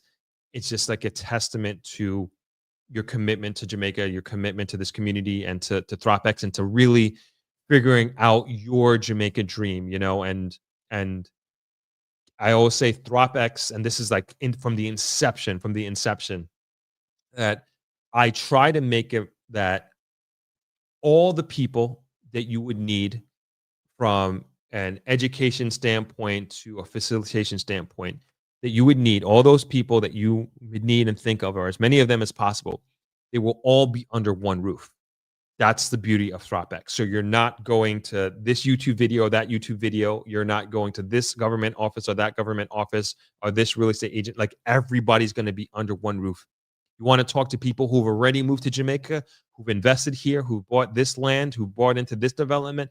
They're going to be here, and you'll be able to have conversations. And then that's one of the biggest takeaways. I think the biggest strengths of Thropex is the network and the quality of the individuals who are coming to Thropex. And this is very much a speed track to whatever it is, or however it is that you're looking to move here, that you're looking to invest here, you're looking to create community here. This to me is, honestly, I can't think of a better opportunity. I can't think of a better events conference. And I'm not saying this for myself, like, because I'm doing it. It's just like, it is what it is. Like, it really is. There's like no other places, no other, and it's even outside of Thropex. When I was explaining this to people at my at the YouTube conference that I was at last week, excuse me, everyone's just like blown away at the service that we're offering, at the education that we're offering. And it's so good. Like, I always think like, man, how can we, as intimate as Thropex is, it's like, man, how do I 10x this? Because I just know that there are people out there, and even in this Throp community, in this community that we have here together, that can really, really benefit from this. And but that's a thought for another time. That's a thought for another time. But I try as much as humanly possible to offer as many of these services, as much education, and putting you in touch and in contact and in connection with just these high level professionals who are doing this at the highest level in Jamaica. The architects, the real estate professionals, the brokers, the contractors, the quantity surveyors, the real estate lawyers. These are all great, amazing people that you will need these people in your journey. You will need these people along your journey. And I try to get these professionals, especially, and like I try to go after pain points, where we hear, like I said before, this has been a year of failed installed developments in Jamaica. And the pain points that I've spoken to about, yes, obviously the developments not being completed on time, handed over, and some of them have even failed. That is a huge pain point in itself. But in speaking with the people and victims, I would call them, who have suffered in these transactions, and I learn how, like, step by step, how they got there. And as they say, hindsight is 2020. It's like, man, I wish you had called me and I would have introduced you to this lawyer. I wish you had called me, I would have introduced you to this contractor. And that's what Thropex is. And it's like giving, and like half, I would say maybe more than half the battle of doing business here and investing here in Jamaica is who is going to battle with you and who's going to the line with you. And it's important to have those high quality, professional, highly ethical people and highly ethical individuals. And they're all, at least they're going to be all my people, and all these people are going to be at Thropex, and they're going to be panelists, and you're going to be able to talk with them, and they're going to be spending, at least the real estate professionals, I can tell you, they're going to be spending the week with us, and you'll be able to ask all your questions. And as I always say, like, come to Thropex with your specific questions. If you can't make it here physically, come on the live stream and get very, very specific. And the thing with the Hoover app, and you'll have access to this if you're just coming on the live stream. The thing with the Hoover app is you'll be able to communicate beyond Thropex, during Thropex for sure, but beyond Thropex. And Thropex is definitely about whatever your specific situation is, whatever your specific goal is. That is what I want you to achieve and go after. And, just because we try to keep it generic and broad, but the questions and the networking is very much for specific situations. All right, let's go to comments here, and then we can start closing out. Alfonso West says they'll complain about needed public services eating in their profit margins. Sorry, I might be reading that completely out of context here. Jeff says, as at the hotel, how are the plans to expand across the beach road? Are you talking about which hotel are you talking about, Jeff? K Reynolds, awesome choice. Thank you. Yeah. I'm very happy and proud to be having Kalila as this year's host. I think it's gonna be phenomenal. But again, make sure you get your tickets early, book your rooms early as well. I think we're gonna wrap up right there. We've been going 3 hours. This is actually great. We haven't done a 3-hour stream. I feel like we just did a 3-hour stream the other day. This was great. This is really, really great. I really appreciate everybody's engagement as usual, whether you're here live or you're on the replay. We are going to be going live again on Thursday. So we'll be back to our Thursday streams. I couldn't make it last week because I was at that YouTube conference, but we'll be going live Thursday at 5 p.m. That's going to be our ThropX dedicated live stream. I'm not sure if we're going to have a guest. We should, but I will let you know. And we are ThropX is next month. That's crazy. This week Thursday will be exactly 1 month away from ThropX. It's just crazy. Time is flying. Last few comments here. Ronnie Boom says, just joining in from Scarborough. I'll be in the grill during ThropX week at Travelers for a number of days. Looking forward to who is on the schedule on day 2. Awesome. You get your ticket already? Make sure you got your ticket if you haven't already. Looking forward to having you, man. Travelers Hotel to help accommodate ThropX visitors. I see what you're saying. No, we don't have any immediate plans for across the road. But we're going to do something eventually. We're more focused on the beach side for right now, but eventually we'll get over there. All right. Thank you guys so much. I think we're going to be closing off right there. Again, appreciate you hanging out with me on Sunday and spending your Sunday with me. Auntie, great live. Thank you. Appreciate it. Joy Turner says, thanks for an entertaining and enlightening afternoon. Continue to uplift Jamaica through your podcast. Absolutely. Thank you all for joining. I really, really appreciate it. Wishing everybody a great week, and I will see you on Thursday at 5 o'clock. This is dope. This is a great one. Throp here again. As you're probably hearing, Jamaica is on an unprecedented economical tear, and I know many people are interested to learn how they might be able to buy property in Jamaica, move here, or even start a business. Enter ThropX. This is my annual Jamaica investment conference hosted at Travelers Beach Resort in Negril, Jamaica. If you're even considering moving to or investing in Jamaica, this is the best low-risk opportunity to do your due diligence and network with the very people driving the country forward. This event brings together a group of hand-picked, trusted, top-of-their-field individuals, the best developers, contractors, real estate pros, lenders, and government partners, all under one roof to help you make your move. This is very much an action-focused premium conference experience geared towards empowering you with the tools and team necessary to create your Jamaica dream. We've partnered with the Tax Administration of Jamaica to help you get your TRN and even open a bank account, all conveniently located on conference property. One of the most popular parts of the conference is the real estate tour. It's the best way to understand Jamaica's real estate market, seeing and experiencing properties firsthand so you can compare apples to apples. Another incredibly valuable part of the conference is the people you will meet. Attendees have been some of the most dynamic, inspiring individuals I have met doing incredible things with their lives. As always, this year will be fun, educational, and actionable, giving you the tools, insights, and connections to invest, build, and move to Jamaica. For more information, please visit thropx.com and join our mailing list.